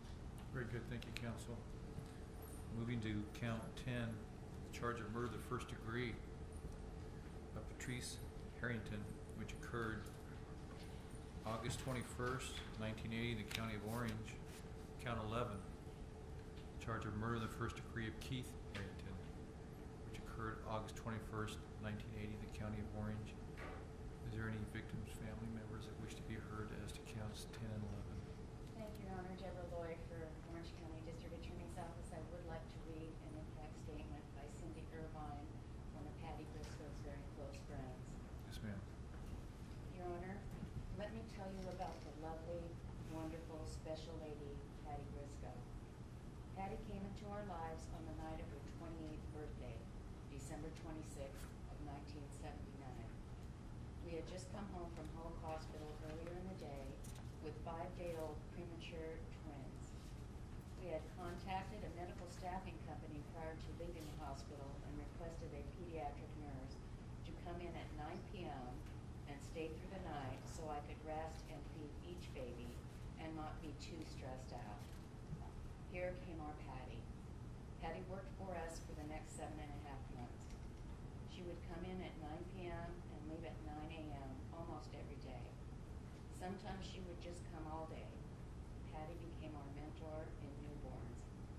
She taught us how to hold them, feed them, bathe them, and just about everything we needed to know about our little boy and girl, Jeremy and Jory. The complications from the delivery and having 2 new babies was overwhelming to say the least, but Patty was there for us, and me especially. We developed a special bond and spent hours feeding and rocking the babies and just getting to know each other. Once Patty suggested we teach the babies to survive a fall into our pool, so at 3 months we were in the pool every day with them until they learned to hold their breath and roll over and float. We trusted her with our children's lives. When Patty and Keith got married and moved to Dana Point, we gave her baby furniture for her second bedroom so she could take one of the babies home to her house to spend the night. That way we could have more time alone and one baby once in a while. I shudder to think what would happen on that fateful night of August 19th, 1980, had one of my children been there. Patty and I decided to learn the art of calligraphy so she could write out her wedding invitations in beautiful pen and ink lettering, and I would do my baby announcements, or should I say Patty and I did the announcements together, laughing at our mistakes and practicing on paper before we ever touched the fancy envelopes.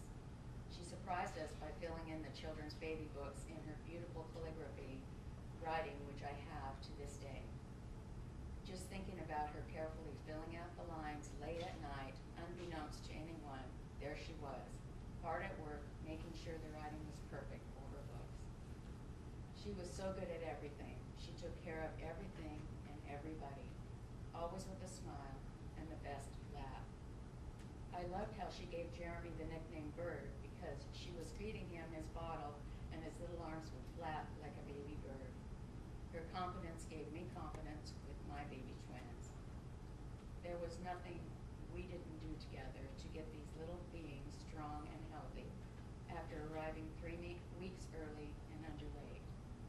Patty was our leader in this. Her knowledge and experience was so exceptional, and she had an answer for everything babies. We were very close and even spoke on those days she didn't come to work. Planning her wedding was the most fun because the spotlight was on her and not the twins so much. And it was just so much fun to see a brilliant young lady like Patty handle all the things that go into a wedding day and handle and care our children. She made lists and lists. In the morning when I came into the nursery, there she was, making a list for the Irvine family on things we needed to do for the day. She made sure we were taken care of too. Patty Briscoe Harrington was God's gift to our family and especially to me. She was my gift to help me get through newborns. She was my gift when she saw that I needed reassurance in the new motherhood. And she was my gift as a friend and confidant who was always there. Patty was supposed to see Jory and Jeremy grow up. I was supposed to be there for her children. This was our pact. We knew our bonds were for life. We just didn't know how short that was. I think of her so often, especially every December 26th, when it's her birthday and the day we all met. She was exceptionally, lovingly spirited, fun, happy, smart, level-headed, kind, caring, and those are just a few of her amazing qualities that made up Patty. Mostly, she was that nurse who came on her birthday into our home with newborns and changed our lives forever. She was not an ordinary soul. She was an exceptional spirit who still touches those on earth to this day. I love you, Patty, and thank you for all you did for me and my family. With fondest aloha, wonderful Patty, Cindy Irvine. Thank you, Counsel. Your Honor, as the Harrington brothers come forward towards the podium, it's really my honor and pleasure to introduce them to the court. One of the things I think the court has obviously heard from the victims is how many years these murders and sexual assaults have haunted them. These two brothers, Ron and Bruce Harrington, I met many years ago when they asked myself as a state legislator, Assemblyman Lou Correa and Assemblyman Jackie Spear, a state senator, and Jim Brulte, a state senator, to be the statewide co-chairmen of the Proposition 69, the DNA initiative. As a result of trying to find out who killed their brother and sister-in-law and ended their amazing life short, these two individuals and their family invested their blood, sweat, and tears and their money to change the course of California history when the voters passed Proposition 69. And we all know the effect of what DNA has done, not only genealogical, which of course was critical in the solution of this case, but of course good old-fashioned DNA. It is really my honor in front of the honorable court to introduce who these gentlemen you met before when we were at Sac State for the plea. But it really needed to be emphasized what these two men have done to pursue their brother and sister-in-law killer. And at this time, I'm honored to introduce to you, Your Honor, Ron and Bruce Harrington. Thank you, gentlemen, thank you. And when you're ready to proceed, I'll hear what you have to say.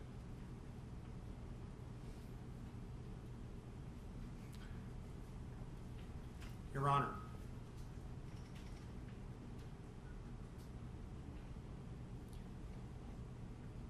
have you thought about the many lives that have been affected?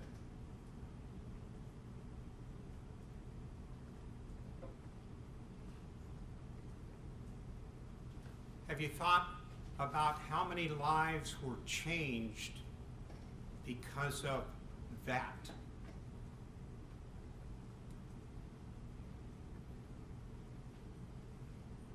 Remember, some of the rape victims were just 13 and 15 years old. The Golden State Killer truly is the worst of the worst. 13 murders, 50 rapes.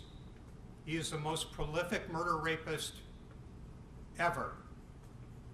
His crimes were so brutal, so heinous, so sadistic. He is just a violent sexual predator. Pure evil. 7 weeks ago, on June 29th, I was before Your Honor. I was in the courtroom when all the pleas were taken. I listened to all those guilty pleas. I listened to all those admissions of all of those rape cases. and related crimes. He appeared meek and feeble. It was just a facade. I listened as the prosecutors described virtually identical offenses over and over again, like a broken record. I just want your money.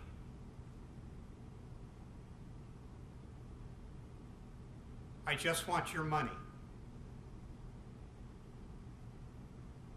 As the afternoon wore on, I was getting physically sick.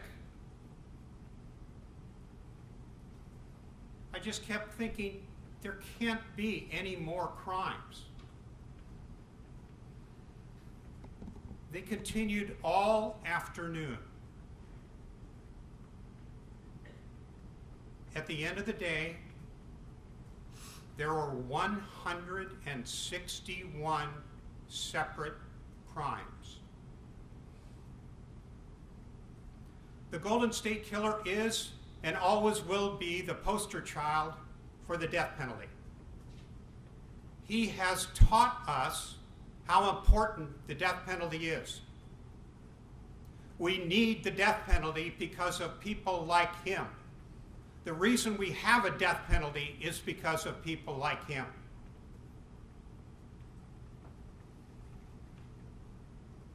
In 2016, the voters of California voted not only to uphold the death penalty, but they voted to accelerate the appeals process in a death penalty case.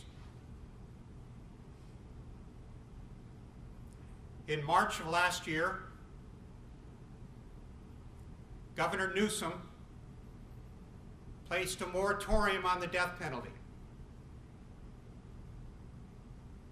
He ignored the law. He failed to follow the law. And he interjected his own personal opinion that in a modern society, we must be lenient and compassionate.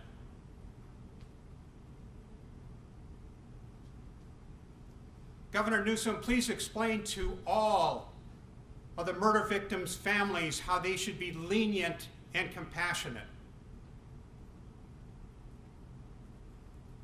Governor Newsom, please explain to all of the rape victims, all of those courageous women, how they should be lenient and compassionate. Governor Newsom, you are wrong.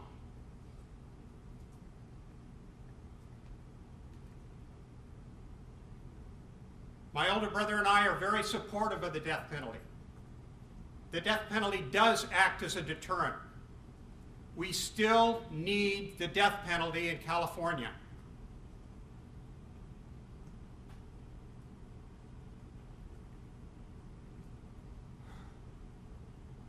There were significant practical considerations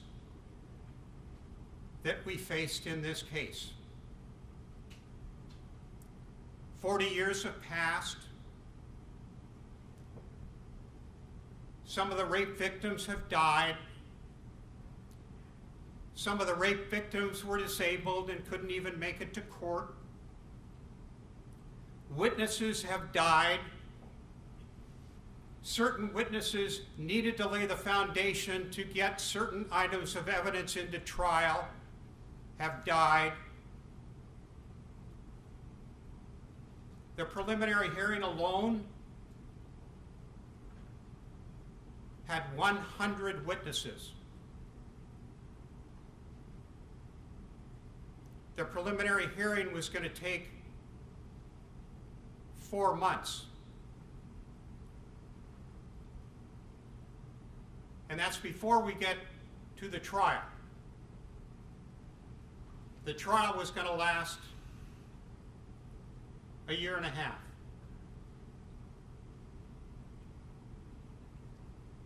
we were dealing with Governor Newsom's moratorium. We needed 10 to 15 more years that we don't have. In a death penalty case, there's an automatic appeal to the California Supreme Court, and that takes 10 years. We had COVID-19. How do we keep the victims safe? How do we keep the witnesses safe? Life without the possibility of parole was the correct decision in this case at this time.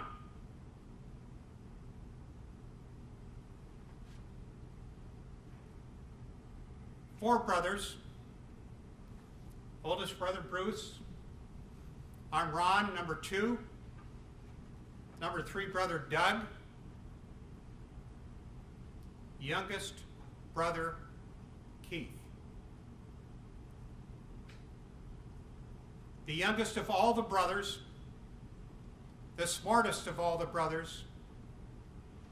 He was finishing medical school early. He wanted to be an emergency room doctor. His wife, a pediatric nurse. They wanted to help people. They'd been married 3 months. August 19th, 1980, the Golden State Killer walked into their home,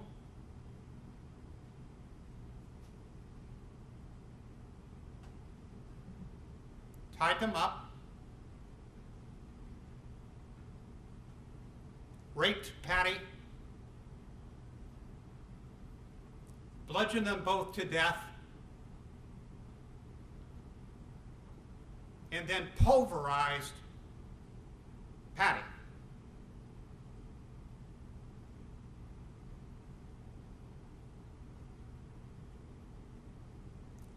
Our dad found them 2 days later.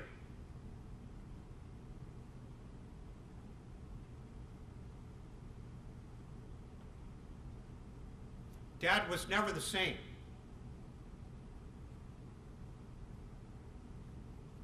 Back at that time, Dad would put on Thanksgiving dinner for over 35 people.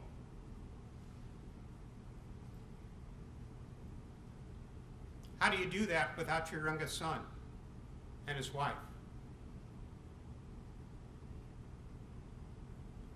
Dad spent the last 15 years of his life trying to solve this case. So much effort, so much time devoted to this. So many private investigators. So much money was expended. The initial reward was $25,000. My dad increased that to 6 figures.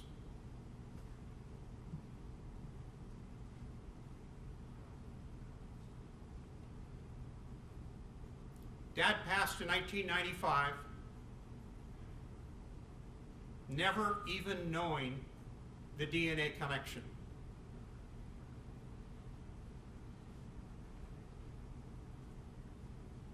In late 1997, we received a call from Larry Poole, the Orange County Sheriff's Office, linking by DNA Keith and Patty's case to another murder in Irvine. By late 2000, 10 murders had been linked by DNA. By March of 2001, the 50 rapes in Northern California had been linked by DNA.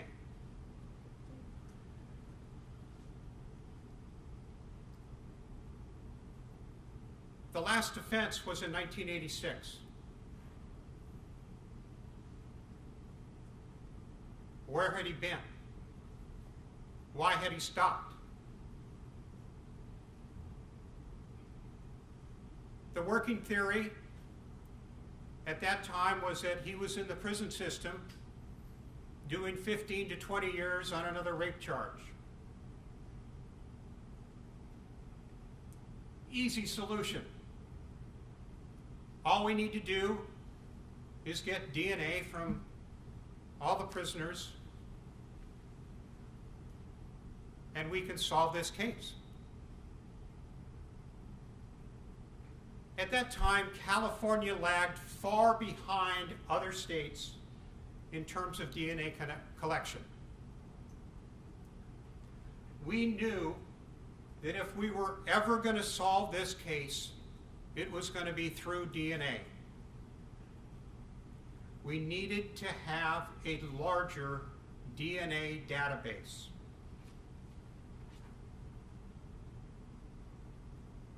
When we started, it was a $100 fine for a convicted felon in prison to refuse to give a DNA sample. They all refused. There were countless trips by the remaining brothers here to Sacramento before the Public Safety Committee. We were just trying to change the laws in efforts to increase the DNA database. Older brother Bruce testified before the Public Safety Committee. Keep in mind, these are just private citizens trying to make our laws better in the interest of public safety.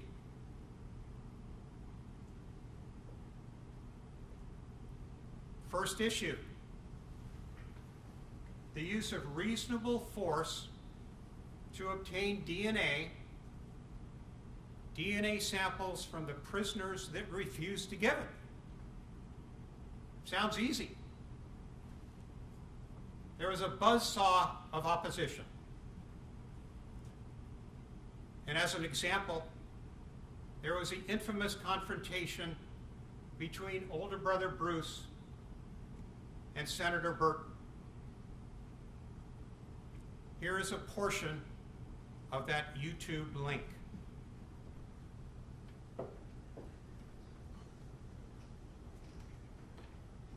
For people to oppose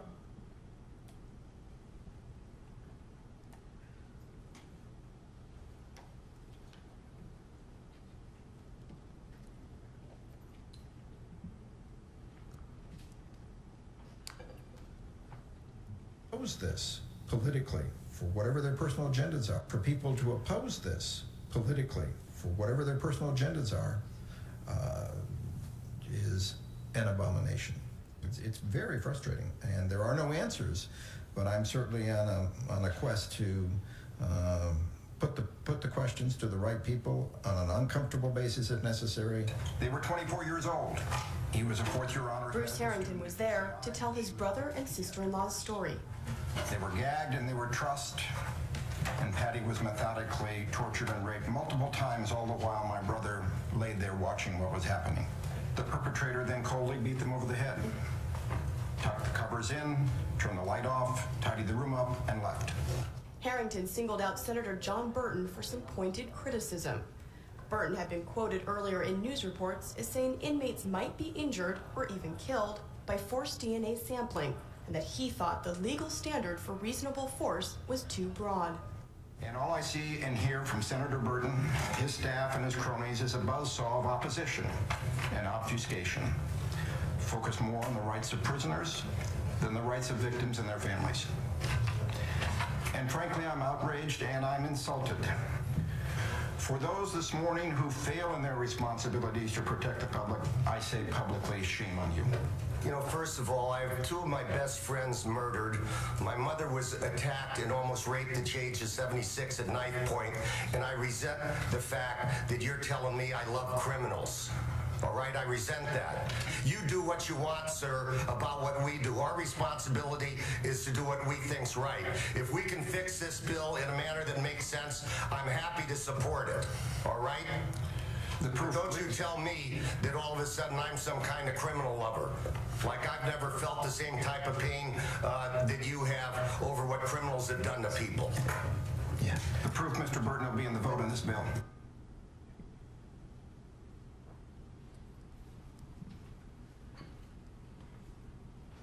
The Public Safety Committee tabled the vote that day. But there is a bigger issue. It was not just obtaining DNA samples from prisoners, but obtaining DNA from all convicted felons and DNA at the felony arrest level. As you could tell, it became clear that the legislature was not interested in dramatically increasing the DNA database. Nothing was going to be accomplished in Sacramento.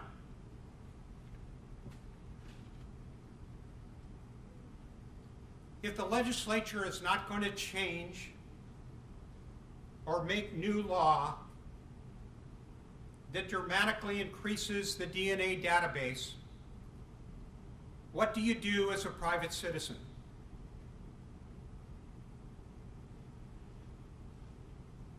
The only option is to put an initiative on the ballot and have the public vote on it.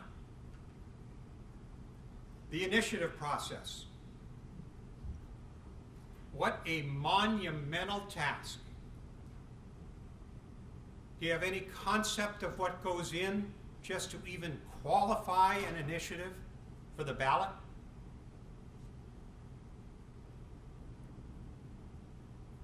Doug and I helped as much as we could. When our dad passed, the torch went to the oldest brother. That's just how it worked in our family.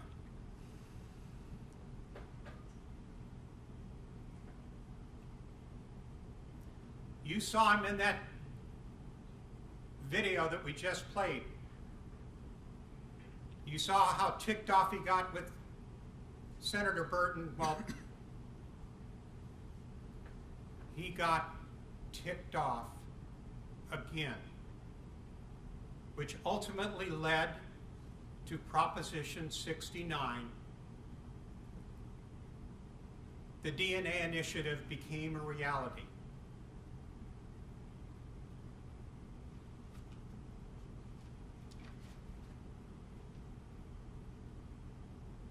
Bruce co-wrote it, Prop 69, and sponsored it. Our current Orange County District Attorney, Todd Spitzer, was the statewide co-chairman for Prop 69, which passed in November of 2004. Up to that time, there had been 1,247 DNA hits in California. Now with Proposition 69, there were increased collection of DNA samples. Prop 69 was self-funded. There was no taxpayer expense. He did a great job at writing it. Over time, there was a significant increase in the DNA database. It helped solve so many old crimes. It also exonerated the innocent.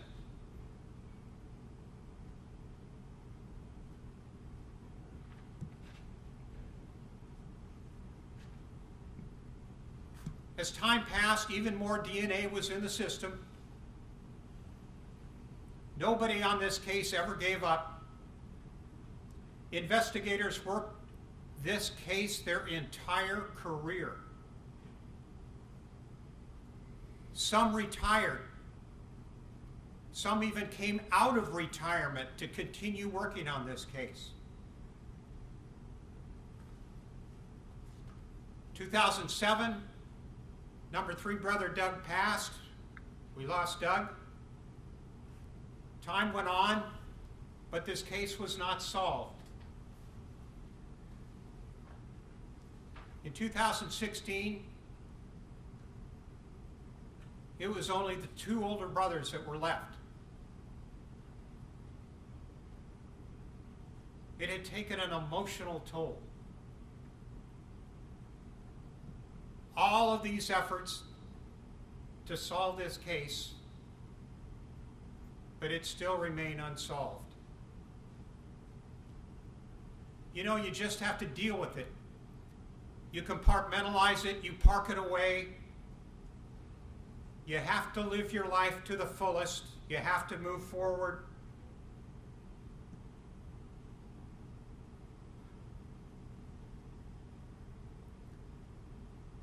Three and a half years ago,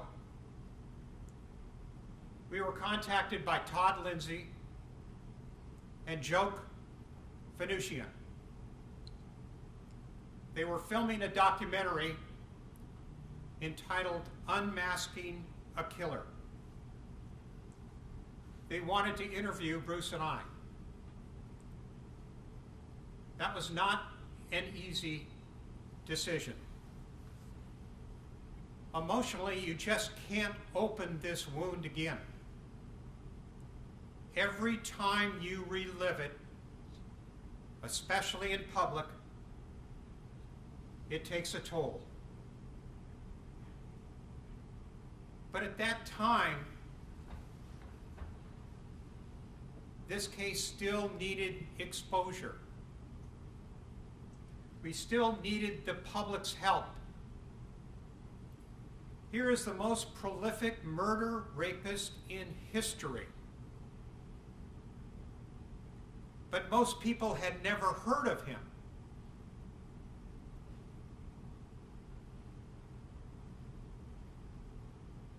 Earons.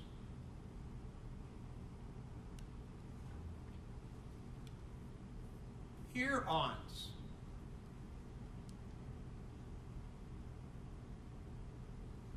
The East Area Rapist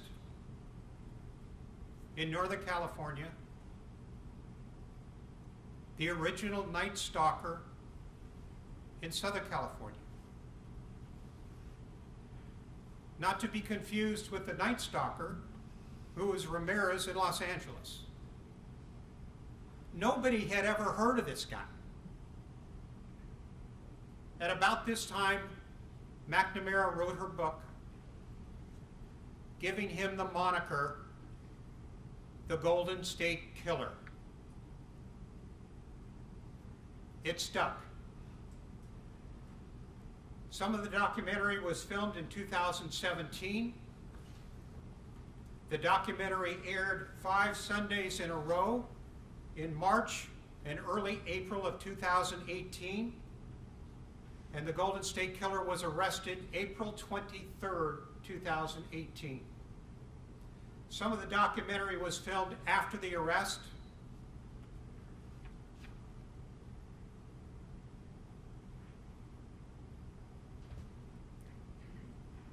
Remember, as of 2004, when the DNA initiative passed, there had been 1,247 DNA hits. As of July 2020, last month, there have been more than 81,000 DNA hits in California.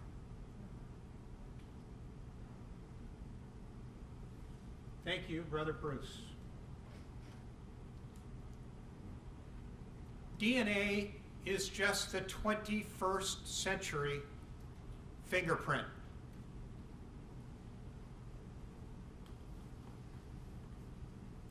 Let's follow the criminal progression of the Golden State Killer. He started off as a peeping Tom, a voyeur, somebody lurking around women's bedrooms at night, peering in.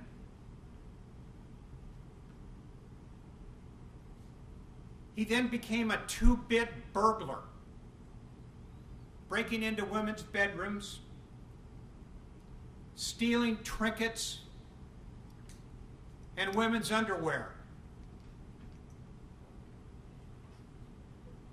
Then he progressed to more serious burglaries.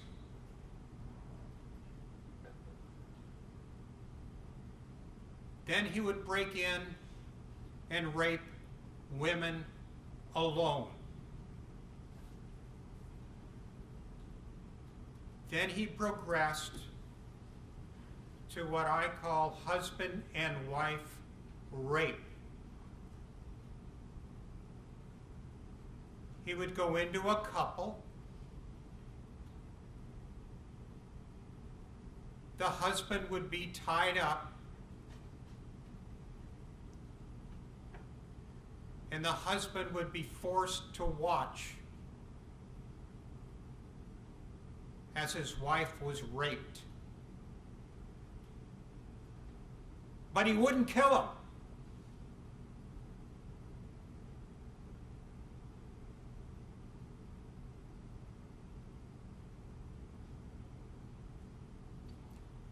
He then progressed to murder, where the moment he walked into that house, he knew he was going to kill him.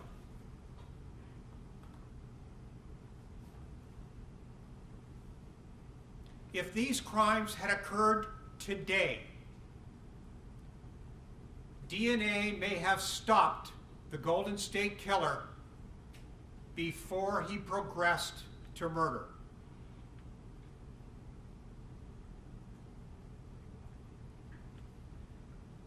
IgG.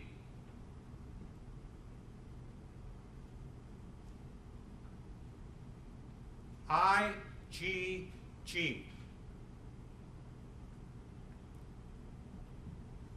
Investigational genetic genealogy. It is this new investigational tool that was used for the first time in a criminal case to arrest none other than the Golden State Killer. It involves law enforcement use of public access DNA sites. It is the use of DNA to build family trees to narrow down potential suspects. It is the next advancement of DNA as an investigatory tool. It is so important for law enforcement to be allowed to solve these cold cases using public access DNA sites. When you go to these public access DNA sites, you can either opt in or opt out. If you opt in, law enforcement is allowed to do their job.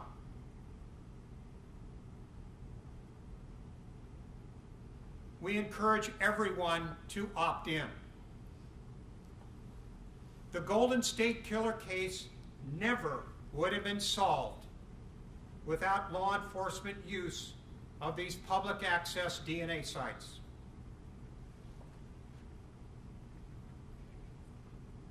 Remember this new investigatory tool, IgG, that was first used with the Golden State Killer?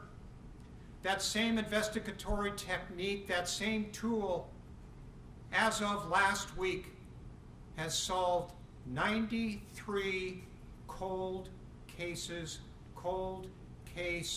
murders and rapes across the country. It is not just California, it is almost every state in this country.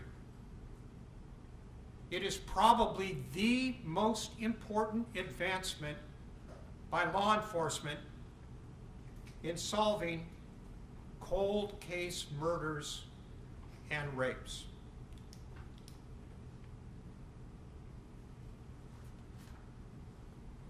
Bruce and I would like to thank law enforcement for a job well done. So many of you to thank. So much effort was put in.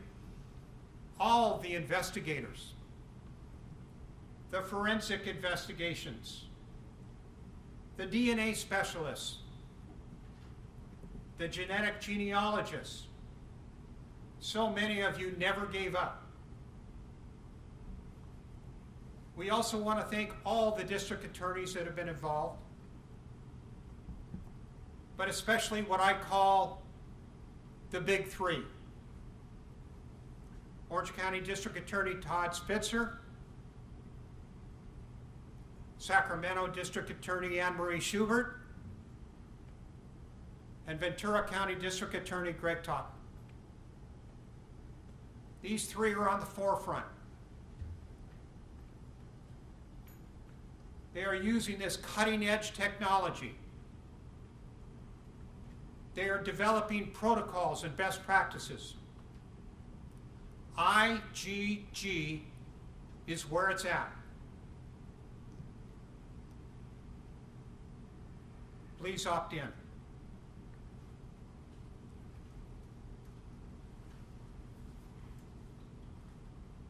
Let me introduce the last video. It starts off when older brother Bruce receives the telephone call from our dad, who had just found Keith and Patty dead.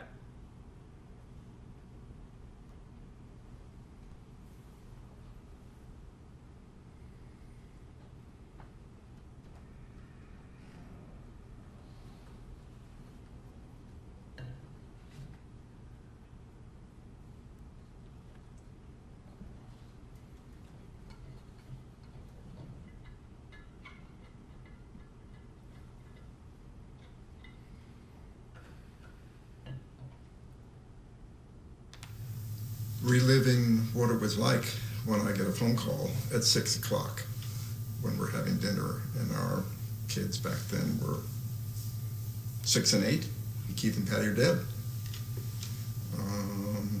What are you talking about? And you called me. And then I called Ron, and then he called Doug. Bruce is telling me Keith and Patty are dead. It didn't compute. It didn't compute. It just, you know, you don't even know where you are.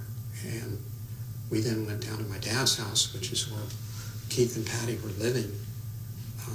You know, keep in mind, this is a guard-gated community. And it, you know, that whole evening into the early morning hours next morning. Sitting on the curb. Yeah. In the cold.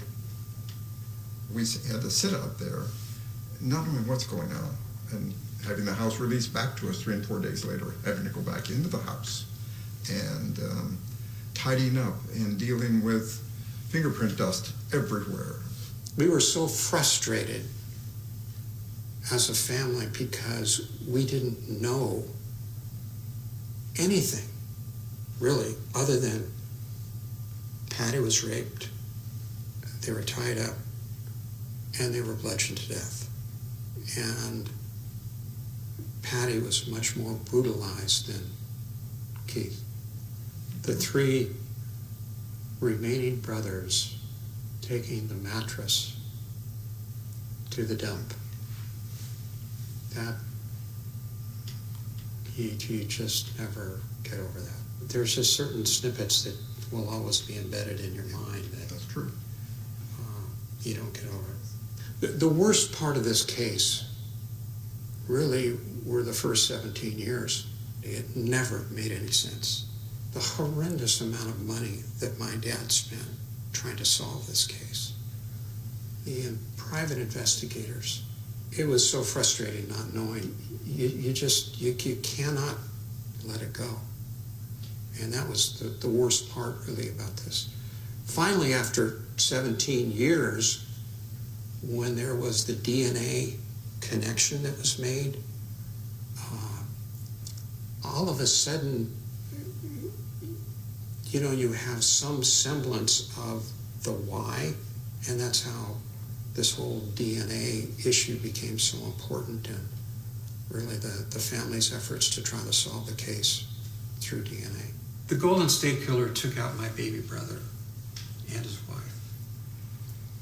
My dad spent untold sums of money trying to solve this case. The amount of money that my older brother had to commit to this effort was unconscionable. To get an initiative just to qualify for the ballot, over $1 million. And that's before you actually get into the election process.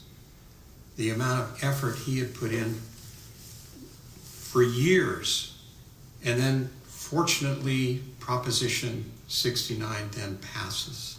The euphoria of the passage of Prop 69 in 2004 was tremendous. Our expectation was we could finally solve the case. And as the months and years went on, the expectation was that this was a repeat offender and that eventually his DNA would show up in the system. And it didn't. It was pure disappointment. We certainly never thought the case would be solved, and I believe the vast majority of the other victims had the same framework, because there's only so long until you reach a point where you got to move on. You got to move it somewhere in that little cubbyhole of the memory quilt that you have, and deal with it sometimes, but not let it dominate your every day. I've been going on a roller coaster for 40 years. This out of the blue solution happens, boom, just like that. And all of it, everything you tried to do, putting it behind you, kind of put it in perspective, not interrupting your day, your life, all that goes away and it's right back there, and you're dealing with it. I actually went to Keith and Patty's grave. They're in the same grave together. I took a couple roses and just said, we finally got him. It was a tough day. Keith was the smartest of all of us. He was. He graduated from UCI, undergrad, cum laude, Phi Beta Kappa. Literally was 3 months away. He was going to graduate in December of 1980 from medical school. Patty was a pediatric nurse. He wanted to be an emergency room doctor. He wanted to help people. And he was not only the smartest of all the other brothers, he was also the best athlete. And to really think of what a difference he would have made in this world. How many lives he would have saved as an emergency room doctor. And you reflect back on just, what a waste. And that's part of what makes this so difficult and so challenging. Keith was that special. He was the most special of all of us. And he was the youngest, and he died first. And that's just so wrong on so many levels. That's why you never give up. You do not get over this.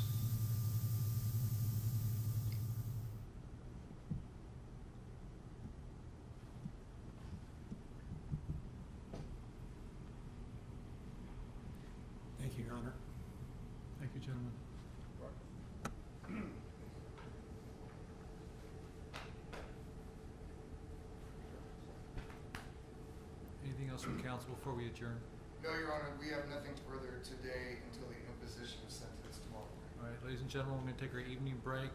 We'll reconvene tomorrow 9 o'clock at the remote location previously disclosed. We're in recess. Thank you. Thank you.